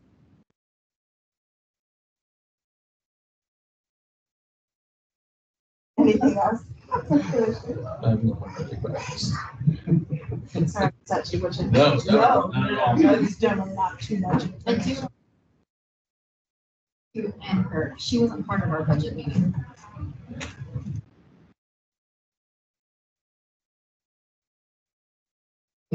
And Julie has offered for anybody who wants to sit down and crunch the numbers with her and go over line by line now to get that education. She's willing to. I can tell you, one of the things that we are trying to go to is a program called Springbrook, which is specifically written for Pacific Northwest government. Because I don't know if any of you have lived anywhere else, but Washington's kind of a weird little bird with some of their laws and rules, and so they have typically you don't use QuickBooks for your expense and revenue, and they have a governmental reporting software that does it how it should be done. But the board decided not to fund that in this current budget cycle. It was on the list of priorities, but it got pushed to next year. To be fair, we did ask if it could be cut. Yes. And Julie said she could make do. Because I think she regrets that. that making, Julie, I'm willing to change it to not necessarily go through line by line, like to crunch numbers, but mainly to understand numbers. Because I'm not a business analyst or, I can budget my household. That's really easy. I just want you to tell me everything. right. I'm not even, you should see my emails, long bills, and it was $9.95. Yeah. Well, you should know she's more of the bleeding heart, and I'm more of the, I need to get this, and I need to do this, and this project. So while we're on that topic, I know it came up that, Julie had a lot going on with was state auditor. Yeah. And some of our budgeting stuff had fallen a little bit behind. It wasn't bad by any means, but so I wanted to pose the question to you.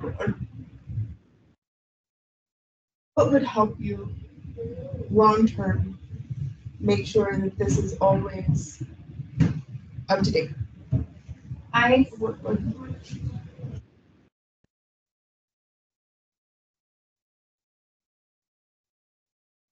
think I've been in a cycle the last several years where, due to other staff situations, I'm frequently helping out in other areas, which I'm very happy to do.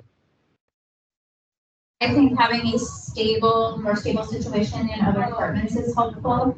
I think, and I thought tooth and nail hard of having a client services coordinator to help offload some of that. Wild. I know, right? Right? And I think, we've made these technology upgrades with having laptops and having everything cloud-based. We can work from anywhere.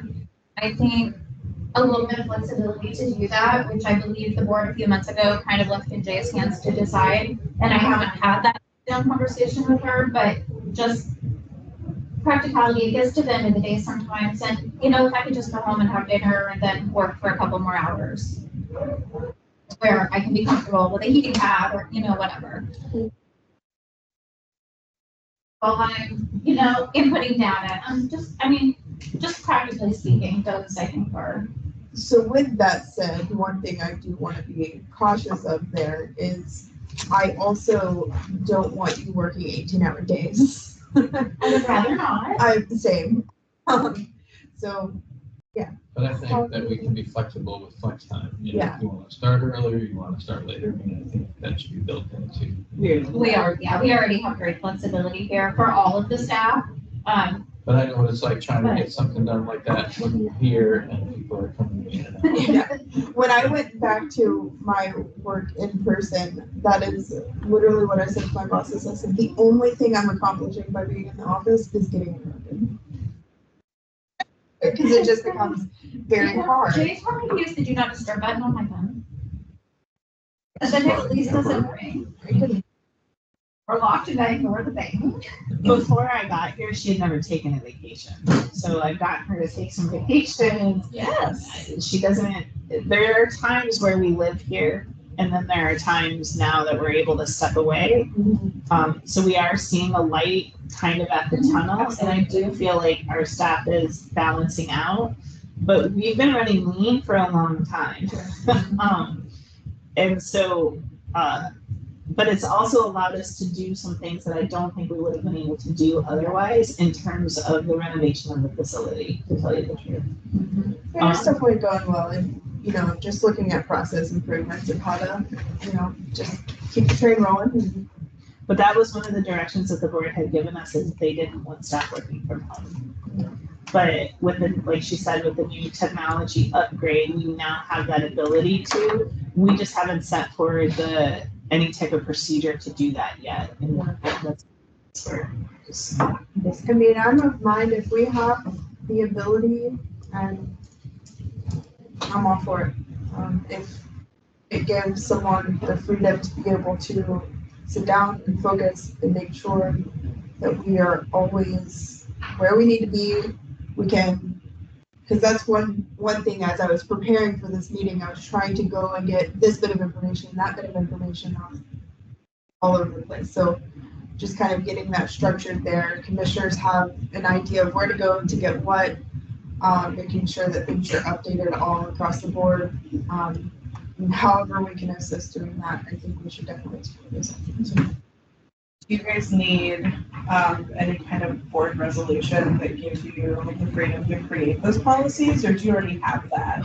well, what I want to look at in January is a review of our handbook. We had done our handbook. I had worked with a consulting agency to write our handbook, because when I first got here, it was scary. But it's in a good place, but it definitely needs to be updated. Was that written pre-COVID? It was written during COVID. The scary one was written pre-COVID. 2012, I think, maybe. No, it was 2020. Well, oh yes, there was a slightly updated version in between. Just to You give know- a little bit of comfort, there's some pages in I've supporting handbook that are like 1998, so. No, and we were very fortunate, because we worked with a company called Archright. It was specific to Pacific Northwest. And for about $1,300, they helped us be like, this has to be in, this one's already written, here you go. This has to be in, this one's already written, here you go. And so that part was really great. But some of the financials, right? One of the things to get a hold of the financials is, I implemented, we have to have 3 quotes and purchase orders. We didn't do that before. And we don't really have that written anywhere. We have something very small that I stuck in there just to get us through, and that worked for the auditors at the time. But we haven't had anybody on the board to really be committed to helping me write financial policies. And so that I could use that. Now I worked a lot with Wanda when she was at Island County. But then her recommendations that she worked on with me weren't accepted. And so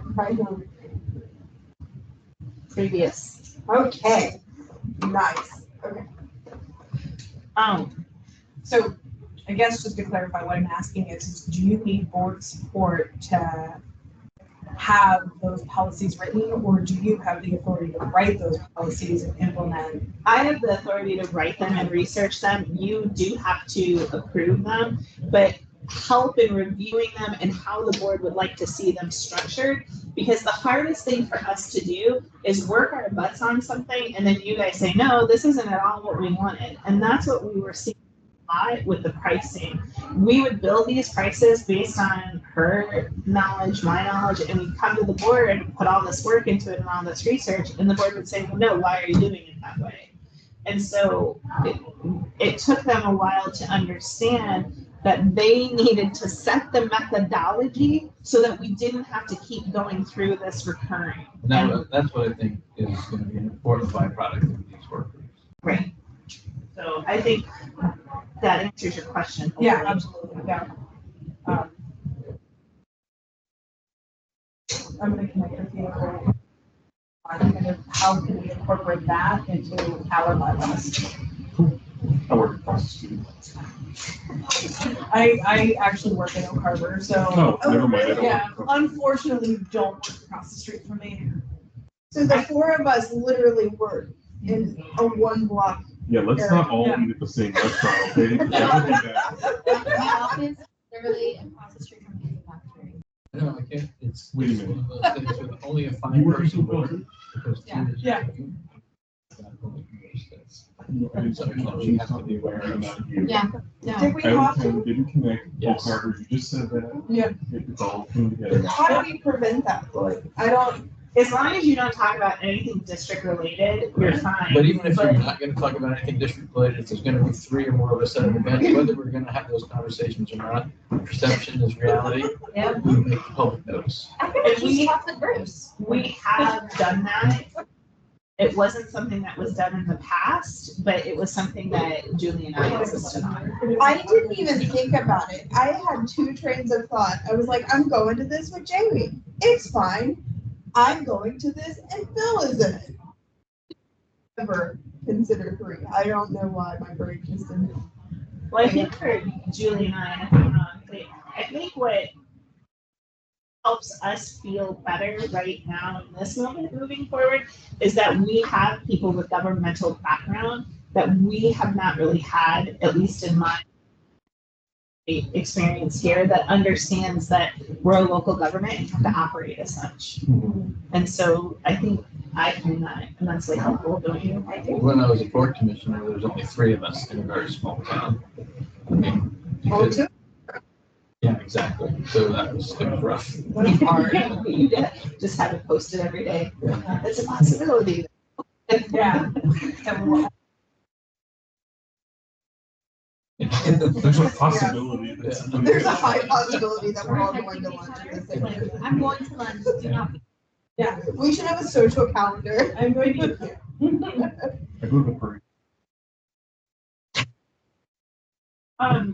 For the new board members, staff here used to really have a hard time with demands being placed on them by board members. And so we instituted a rule at the board that hired me at their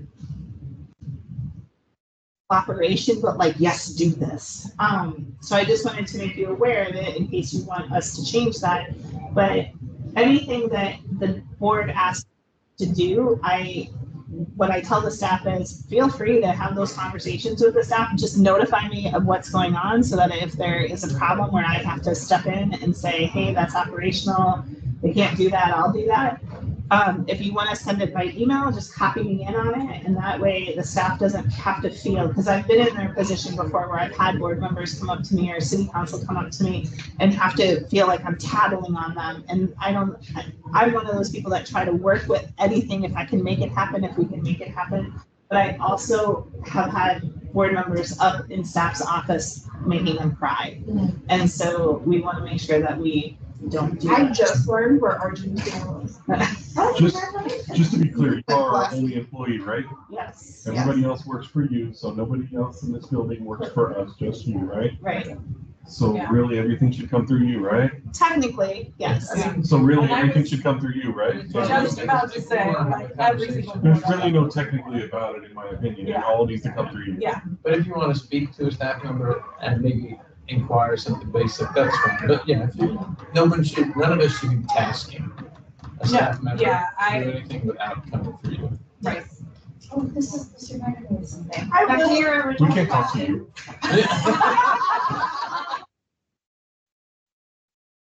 That was amazing.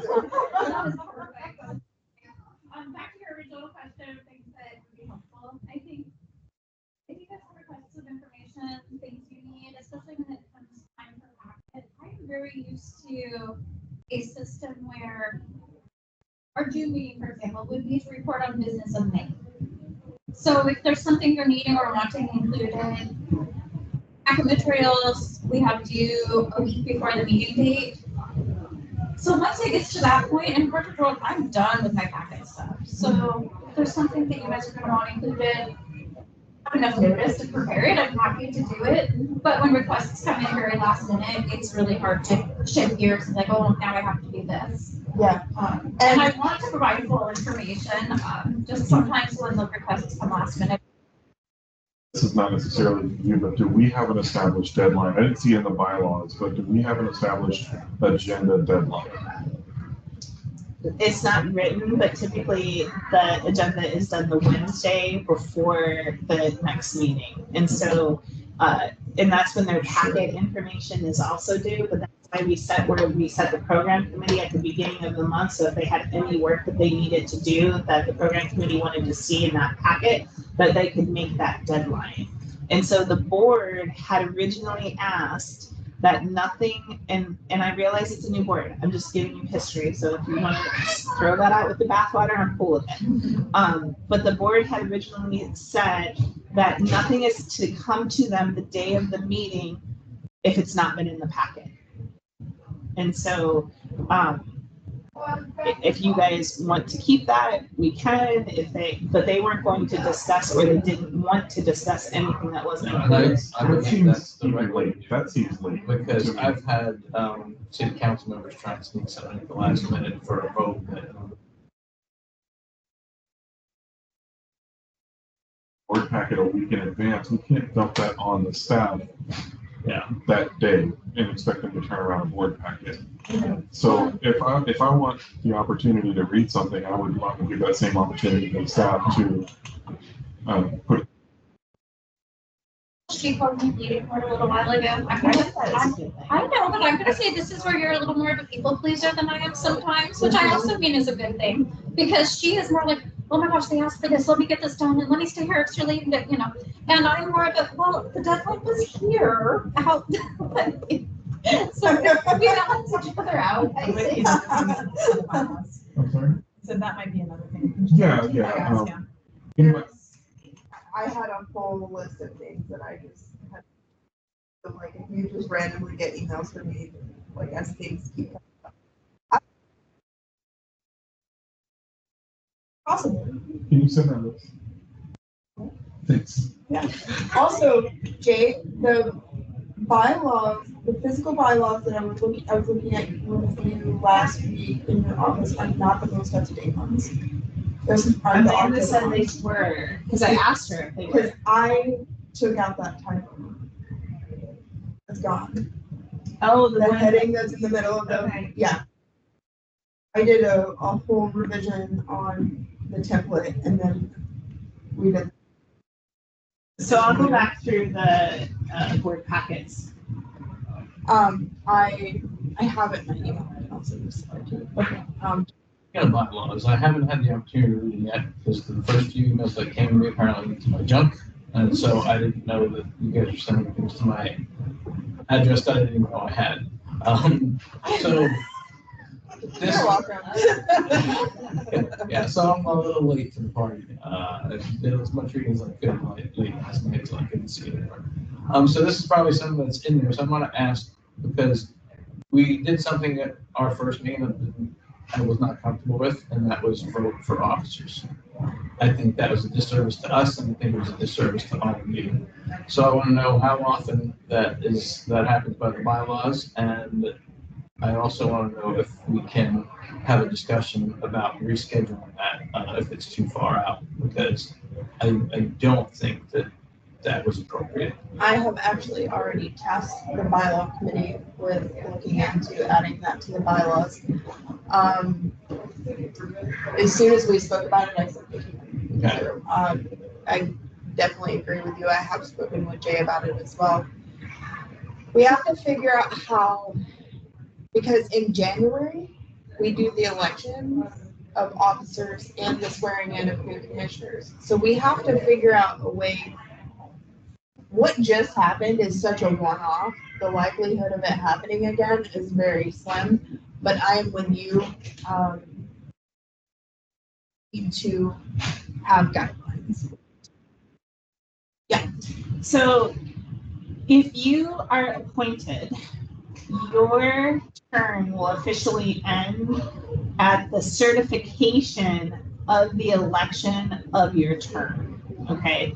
So typically that's at the end of November. So the new person taking that seat can actually be sworn in by anyone. They don't have to be sworn in necessarily by our chair. They can go and there's a list that the elections office gives out where you can go and get it done by a judge, whatever.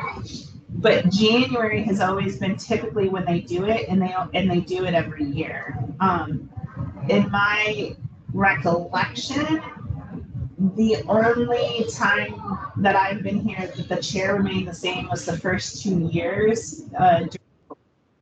otherwise than that, it just seems like everybody, it gets voted on, new people take on their role but there's no rhyme or reason. It doesn't say that the bylaws don't say that it has to be in January. It just says once a year. The practice has just been in January. And last one, how the bylaws read is it said, it didn't say like how soon you should replace the chair. It just said you had to replace if the chair was going to be out permanently.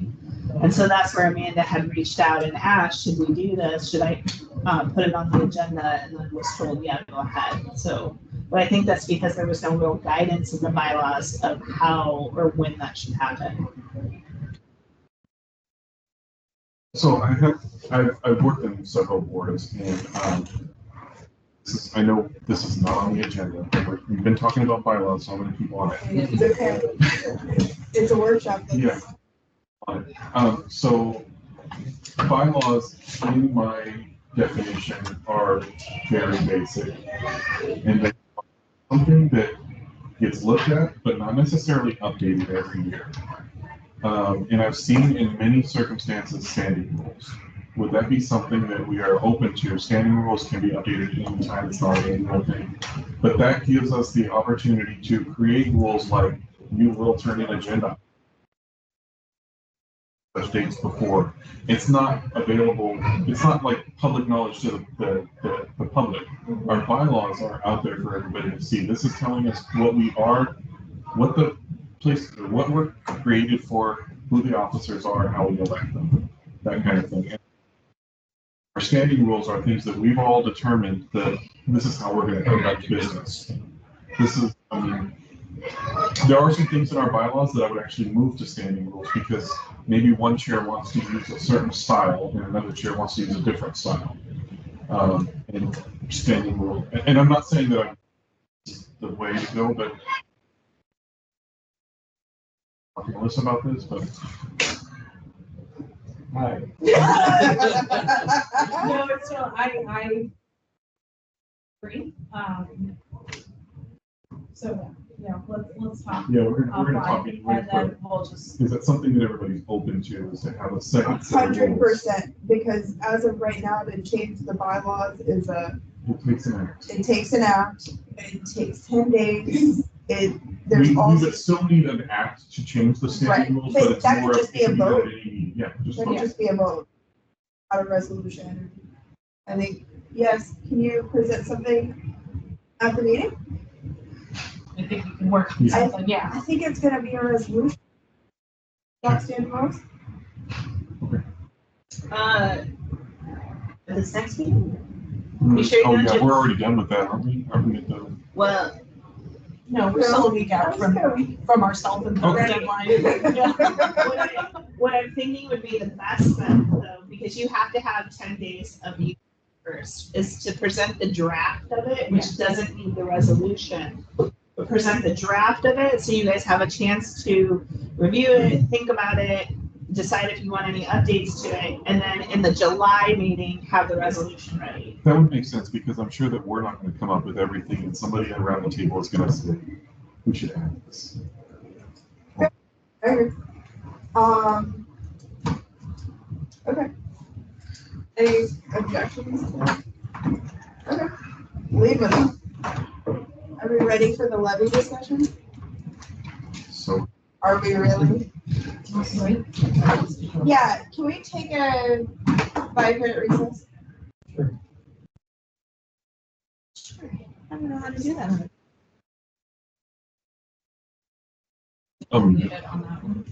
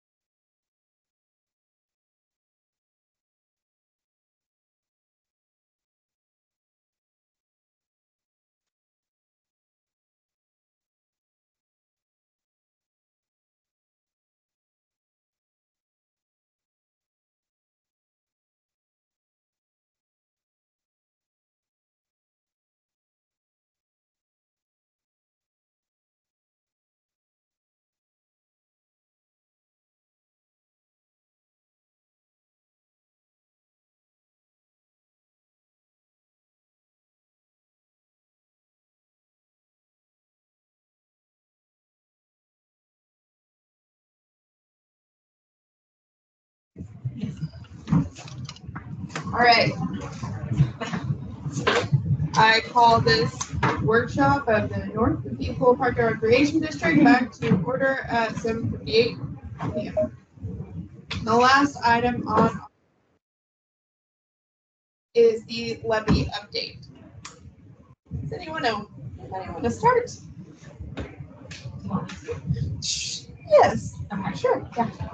So, with anticipation of the levy was going to be on the August ballot, as of May 1st, ideally, when we decided, kind of had a decision in the sense of that the levy committee led by the commissioners can no longer exist because officially became on the ballot. So we kind of deferred to the concerned citizen group. And then they decided to meet to discuss funding and establishing the bank account that would not be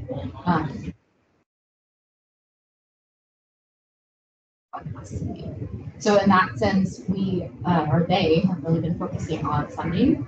So there's two fundraisers that they're anticipating hosting in July and August. I think the coordination still in the works, but the bank account has been established. There is a drop box here that donors could drop off a check. Only the signers for the bank account can pick it up. So none of the commissioners have access to it. None of the staff have access to it. They're just told to receive it, say thanks, and notify the bank signers to access the bank account. Deposit into their treasury report and so forth. As far as that, as far as this is led, and then the resolution. Oh, there is a big difference. There was a question. Officially, they had a steering committee meeting last week, and there was a big question because now that the levy is no longer on the August ballot, last meeting we decided to reinstate the commissioner-led levy committee. And so there was a conversation as what is the difference between the two? Because ideally, that's not on the ballot until August. Should the levy commissioner-led group, we need to create different names, the commissioner group be taking over all of it, or should the campaign group continue their efforts to do it? That's my update from that. We're looking for opinions. Guys. Other updates. And other updates. Should I go ahead and provide those and other updates before the opinions, or do you want the opinions first and then go into and other updates? Okay. So And other updates. Let's do and other. and other updates. I'm concerned at best so I have received an interlocal agreement that was developed by the citizen-led group out involving the commissioner group, or the committee that the commissioners sit on. I have very strong ideas about it, as it seems to be outside of the scope of some RCWs that are very explicit in how things are proposed. Mainly the leadership of the organization. To me, the laws are very clear. 5 decision-making people. It can include some other. There is an option to include like ex officio members of city council and or Iowa County commissioners, and or having them actually sit on the board, them appointing themselves to the board. The ILA seems to kind of throw all of that together and is outside of the scope of what is happening. So this levy committee, the commissioner-led committee, had already made the determination and is what was presented to the Board of Commissioners and approved that it was going to be and remain a 5-person board of elected commissioners. They are disregarding these things. So there are some, those are where my concerns really lay, because I think optics, what it looks like is happening is it was squashed, pulled back, and was like, oh, we can run this instead. And that's how the resolution is being presented. So it is still an option to go for the M&O levy, our normal 6-year levy, kind of regroup, but the amount of moving parts that they have in this ILA right now is putting it in very, very, very grave danger of not passing through. It's not as cut and dry as it was. They were asked to make one change. They made about 10. So, and we didn't have really input into it. That's where my Does the thoughts. ILA match the proposed resolution? No, it does not. Not at all. Not even. Okay, let me rephrase that. Has the second group created a resolution of their own that is in line with their ILA? To my knowledge, no. Okay. The reason the ILA is not required until I think I read 6 months after, or something like that, 6 months after the levy or the resolution, the ballot measure passes. And that's where my concerns are. But the ballot Because- measure would have to determine the makeup of the board. Correct. That's why I asked, is there a resolution that matches the ILA? There's nothing matching anything from what I'm seeing. And So it would be good to get to the bottom of what is the resolution that's going before each board or commission. based on a technicality, it's not going to be ours and it's not theirs. It is City Council and Island County Board of Commissioners. Okay, Island County Board of Commissioners is the one that goes through the prosecuting attorney to get the ballot title, which is the language that goes on the ballot, and then that is submitted to the auditor and the Island County Office of Elections. But we do not own it.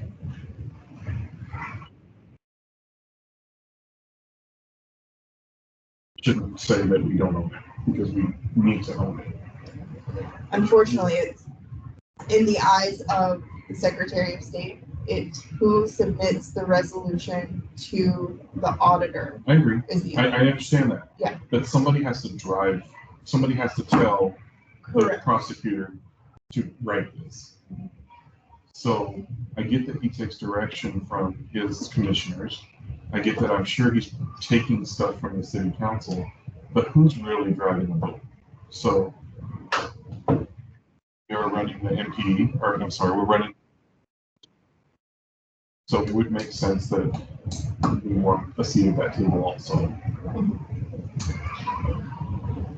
And as of right now, I think the only one that's even partially invited to that table is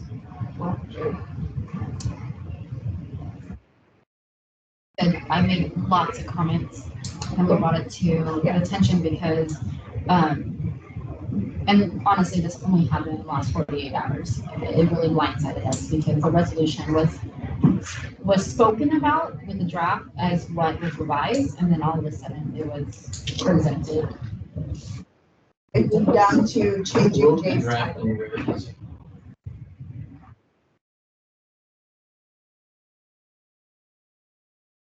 I'd like to see it too. Am I allowed to? Yes. Okay. So I will tell you that I've had unpleasant conversations.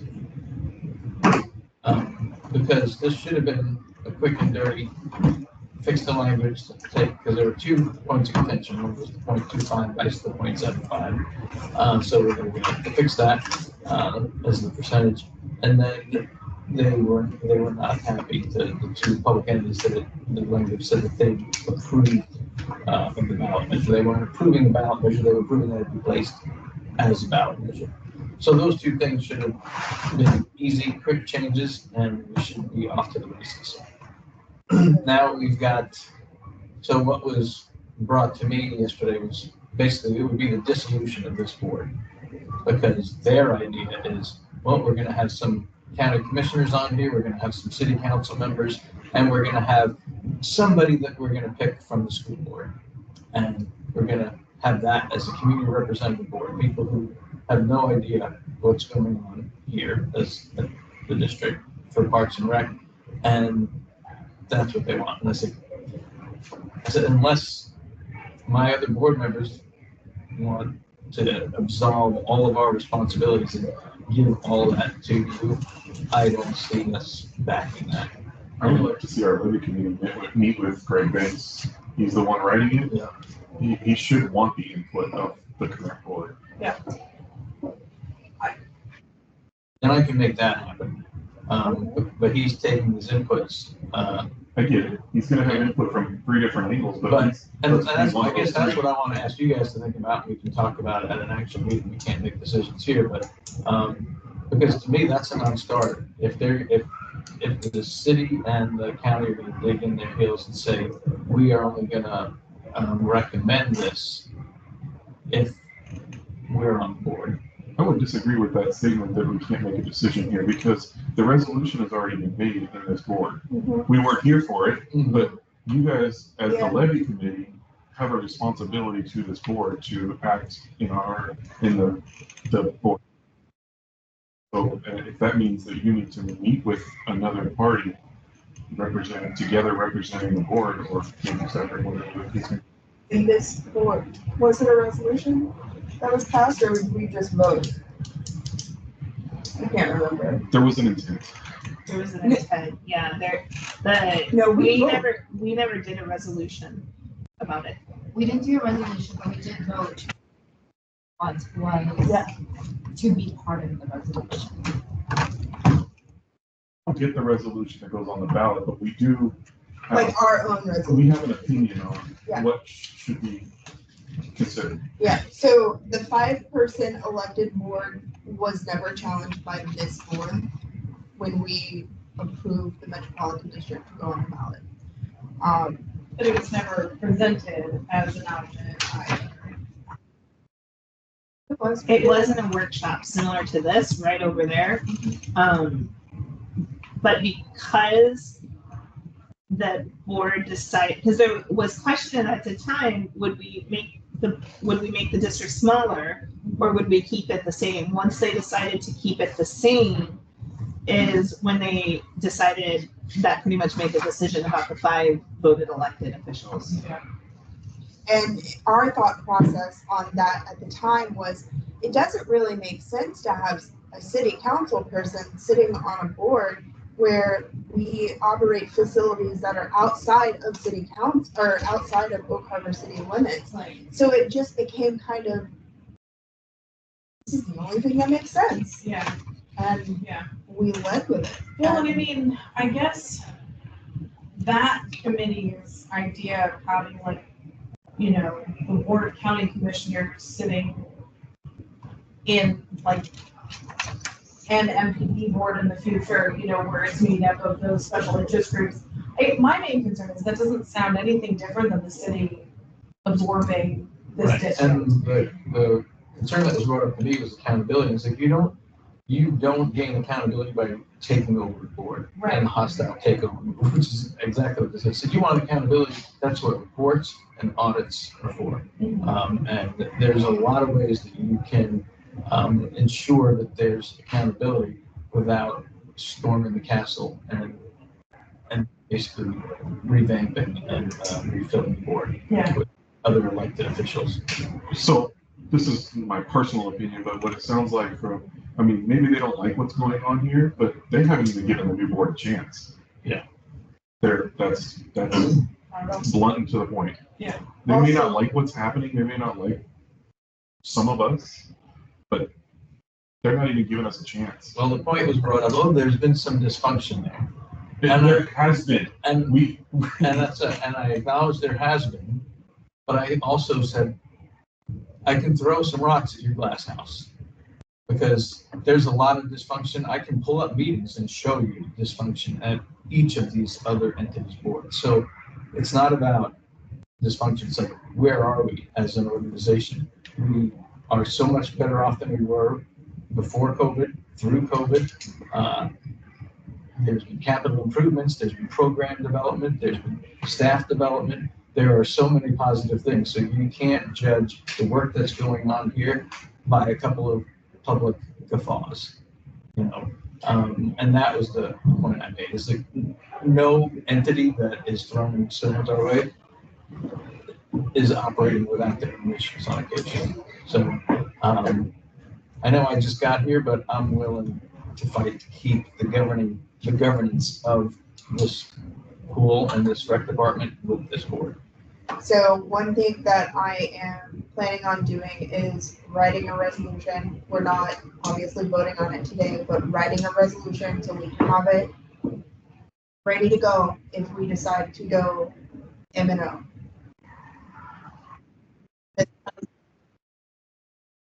That's one of the things I said today when we talked to her, I was like, because if we're going to continue to get, I want to find a way forward with this metropolitan district.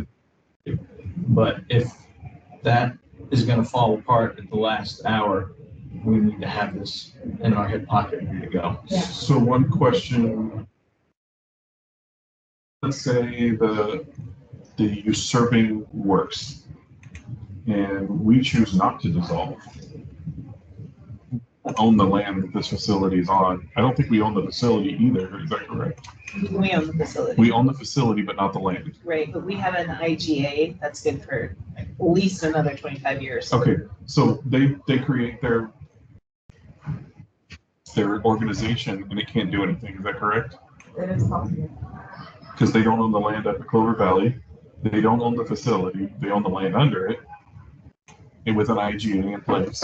And you know what, I might be wrong about the length of term of the IGA. I think the original IGA was 25 years. I have to go back and read, but we have I a think that's a IGA. necessary point of information that we.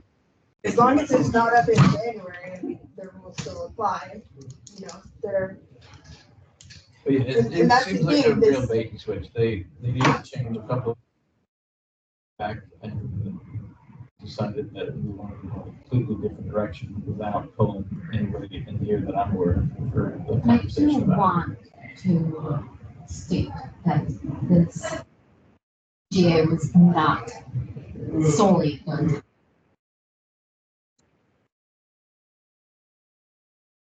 I do not speak on behalf of the entire. So I'm Ask your opinion then, Jamie. Let's say, I know that this group is split. Would a portion of that group be willing to shift course into an M&O and campaign in that direction? 100%, because there are people on that group that their only business is making sure that this pool is, and they're very loyal Yeah. about it. And But that's what we wanted this metropolitan district for too, is the stability Right. and for the continued long-term success of the pool. So, it's very disheartening. It is, I agree. This is a report that I never wanted to give. The whole thought process behind this group was supporting us and backing us and trying to carry out the directives that we had decided where we can't. Certain people will see things in a certain light. Yeah. And they will still think they're doing the best in course of action. Get that way, and maybe they do have all the best intentions. So one of the points that I made we that I could wanted invite to this group too. put voice to is like in 2017, when the levies failed back to back here, the city council and the board of commissioners all took 2 steps back And I'm like, not my monkey's not my zoo. Okay, now we're a viable entity doing well. You don't get to step back and not help. And then when we're doing well, I'll say, okay, now, again, I will do everything in my power to see if there's some common ground to move forward in a way that is conducive to the original intent of the original language with those modifications. But I think we need to be prepared for the very real possibility that we go an alternative way. And in order to get the M&O on the ballot, we just need a resolution from our own commissioners. It's very cut and dry, very easy. So. And a traditional voting does not require us to go for the city. Nope. But we do require 60% voter approval.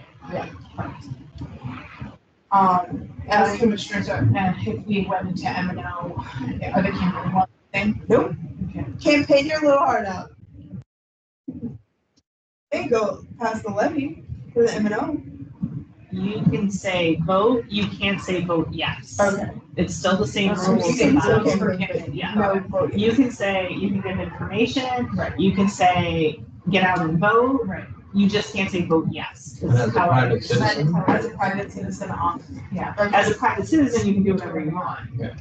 That's what I was clarifying. So are the campaigning laws the same as any other kind of governmental? Does it cost us money to put stuff on the ballot? Yes. How much? Budget teacher, they showed us. I'm getting a lesson. Let's just say it will cost a lot less in November than it would have in August. It'll cost So a we don't lot have to more pay in for August February. then, even though we don't have to pay for August? We're not. I get that we're not on the ballot, but we did apply. But we applied for the ballot, so we didn't have to pay for the application, we just paid for after. If you made it. Okay.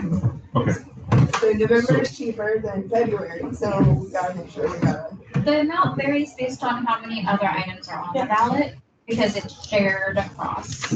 okay, so if we pass an M&O in November, and then can we immediately start working on this same thing again?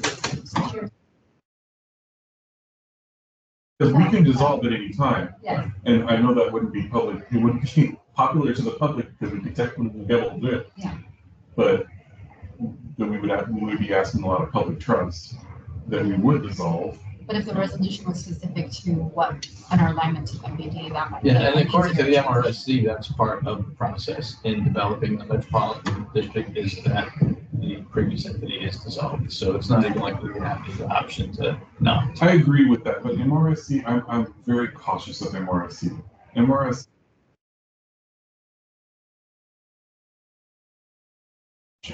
And I feel like sometimes they leave some stuff out.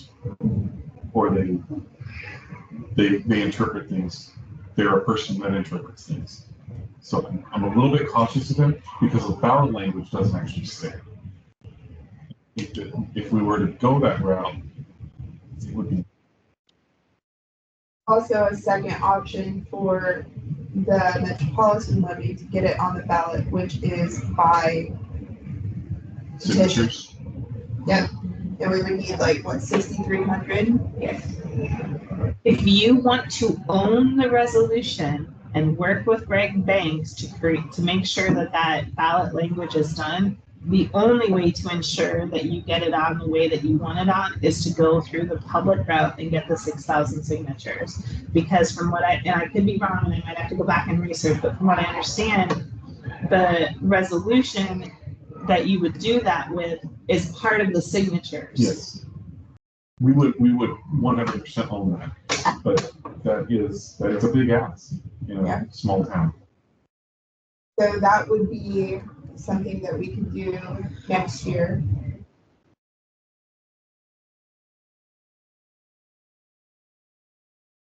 Get people on board. This is really popular right now. Right?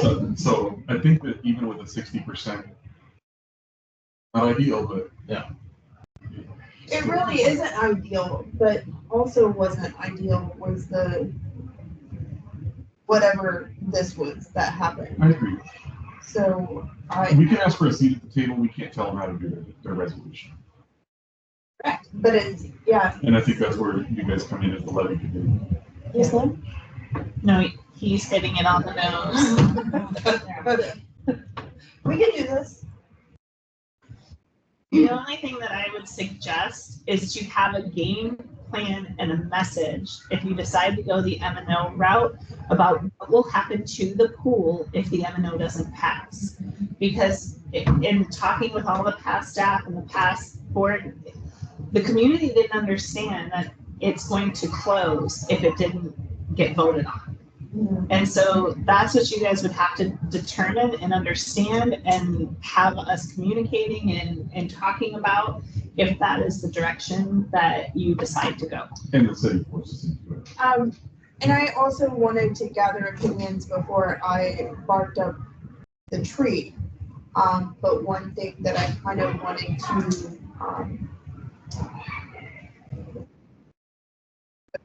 squash on was the random visiting of Jay during business hours from this citizen-led committee. We have operations that we need to focus on, and while it is important, we have Jay stays busy.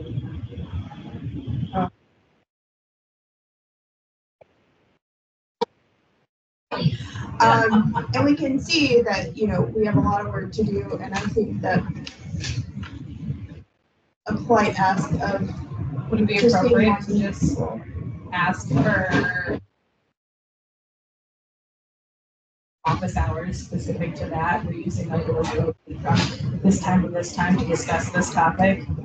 Well, so I would, when it came into my office, yes, my dates are all flying together. When it came into my office 2 days ago, when someone came into my office to talk about it, I didn't even know that it was sitting in my mailbox because I don't check my personal mailbox until I'm off work. And so when they were talking about it, I said, I don't know. Like I said, and I did say, I can't speak for my board. I said, but this is my guess. And I laid out what I would guess that you guys would do. And I left it at that. And it was literally like maybe a 5-10 minute conversation. It didn't take a long time, but once the campaign started, once it was on the ballot on May 3rd, I did tell the campaign committee, I said, I can't talk about this during work hours. I can't, you have to tell me at work anymore about this. You have to, I had a different phone because the district pays for my phone, right? So I had a campaign phone that I pay for out of my own pocket that the district doesn't pay for to ensure that there was those precautions because I didn't want the lines to bleed. And then as part of the campaign committee, I was a worker bee. I was one giving input, but I'm not one of the chair leads. I'm not the one making the decision on it. I'm just offering suggestions. And most of my suggestions come from the past levy group who passed it the last time, what they thought we should be doing, where we should be putting up signs, that kind of information. I'm not a fan of banning anybody from visiting a public facility. Oh, no, that's not what I meant. I know, I used a bad word, but here's in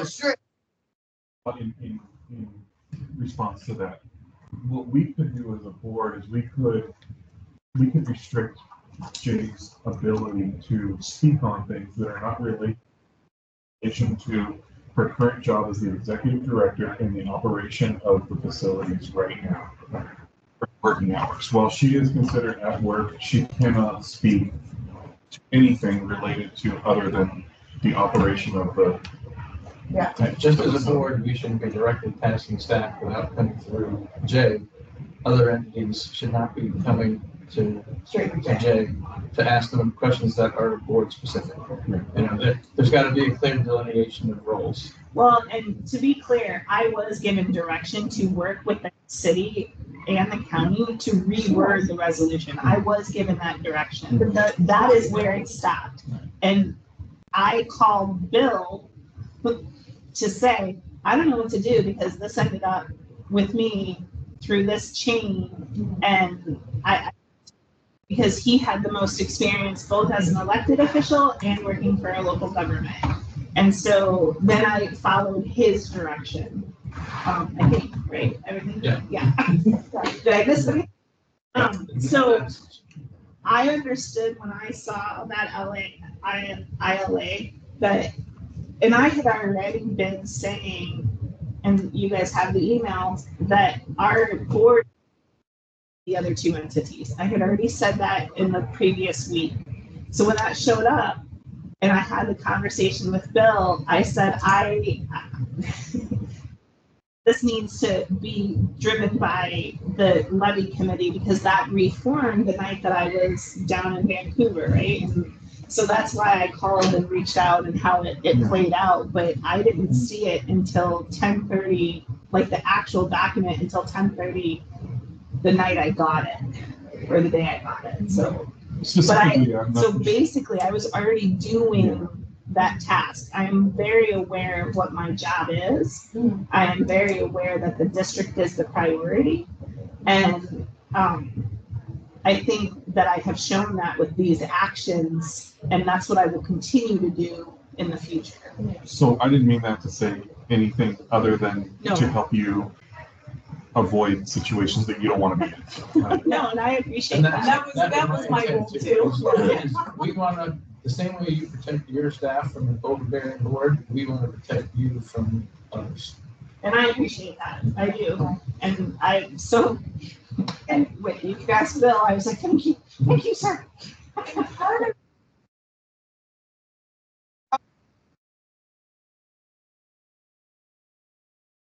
Related to not really about things that have to do directly with RCWs. And I want to make sure that Jay isn't in a position where someone's blatantly violating it and just coming in.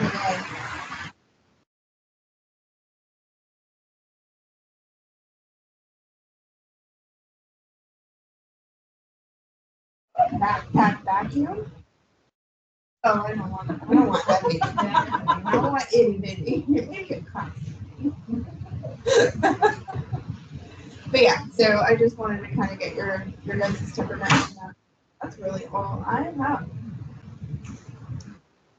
Closing thoughts, comments, questions, concerns, action items. Actions I have listed are the program and services, the create a draft update and a list of possible standing rules. And then look up the IGA, which I'm currently trying to do right now.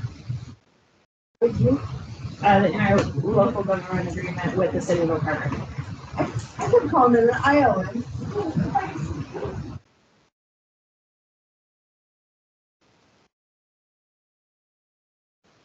Did I miss anything? No, I don't think so. Okay.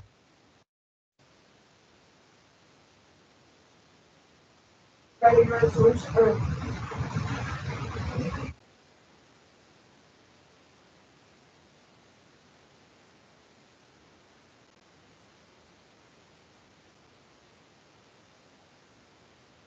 I just want to make sure that we're going to protect the district. And,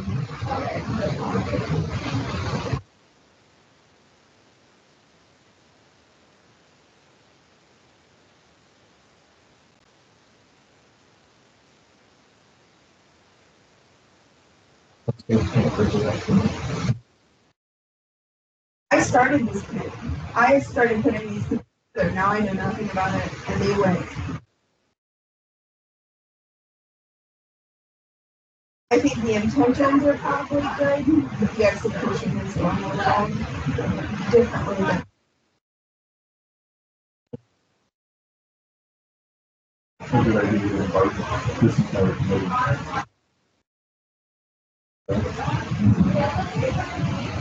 Maybe they'll come, maybe they won't. You can invite. The board is functioning right now.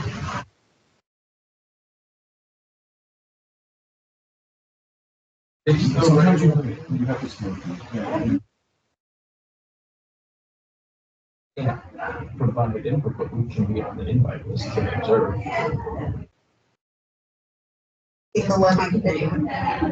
I said if they're still meeting, at least the members of our levy committee should.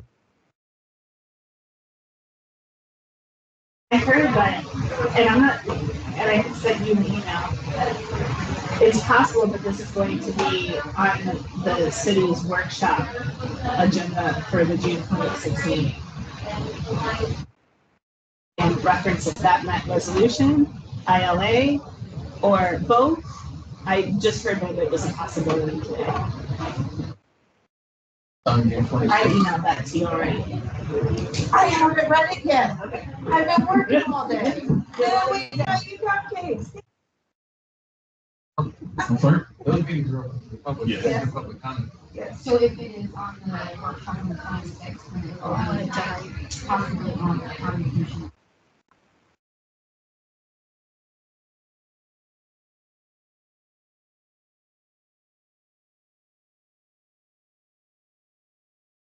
Probably talked to Greg before that.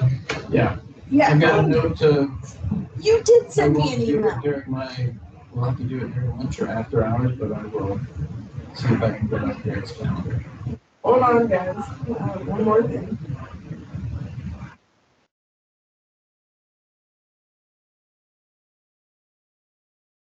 That was held last night. And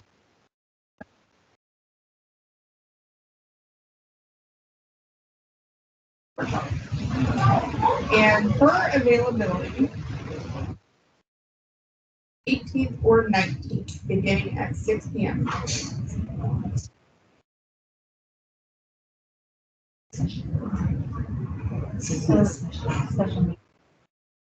Special meeting with executive session. My apologies, board.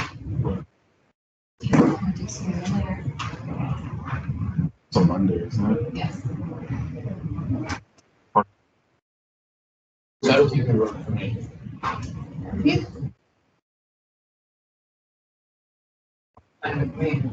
19th is a holiday. Yeah. June 19th is hot. June 20th is a holiday. June 20th is a holiday, ma'am. Sure, rotate if mine was skipped in. It is a holiday. Sure. So action item, 17th work. Action item. Yep. Special meeting with executive session. Don't care where.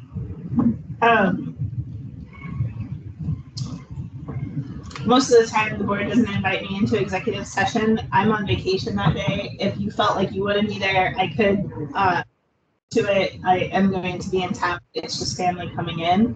Otherwise, I had Julie going to be the one setting it up with the attorney, and then the attorney asked that you guys present questions ahead of time in case she has to research. Do you want to come while you're on vacation? Not if you're just going to make me sit outside in the lobby.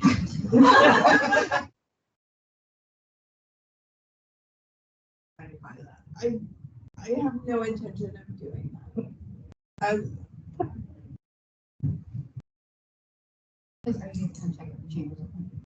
Yeah, that was part of the plan. I was going to check tomorrow. And if they had, like, if they only have one of those days, I'm going to grab that day. And then if all three of them are open, then I'll go with whatever you guys decide. Which is the 17th. 17th. So I'll reach out to them tomorrow. Executive session is not a public meeting, just for. So as a special meeting, it would be a public meeting, but going into executive session to talk about attorney-related matters with your attorney present is one of the statutes allowed. So even though you would open it publicly, then you'll go into executive session and you'll state for how long. Then if you are about to pass over that time, you have to come back out of executive session, state how much longer you're going to go back in, and then go back in. And then if that keeps happening, you have to come out each time to say that. And it is not like as to why we're doing this, so. I just have a logistic clarification. So meetings have to be within the department. No, so because it'll be public, it'll be set up on Teams, so she will be joining you through Teams because her office is on Bainbridge. I'm just saying, if needed, I could potentially offer my office.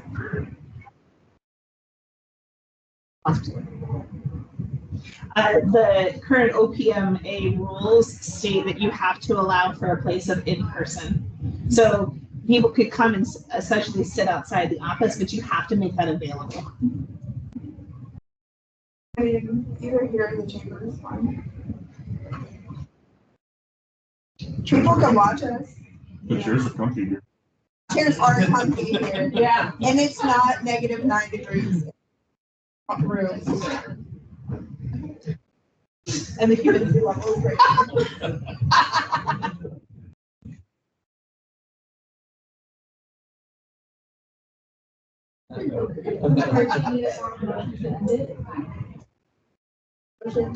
Are we doing versions?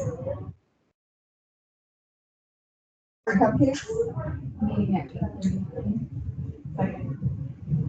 All in favor, say aye. Aye. We've got some work to do.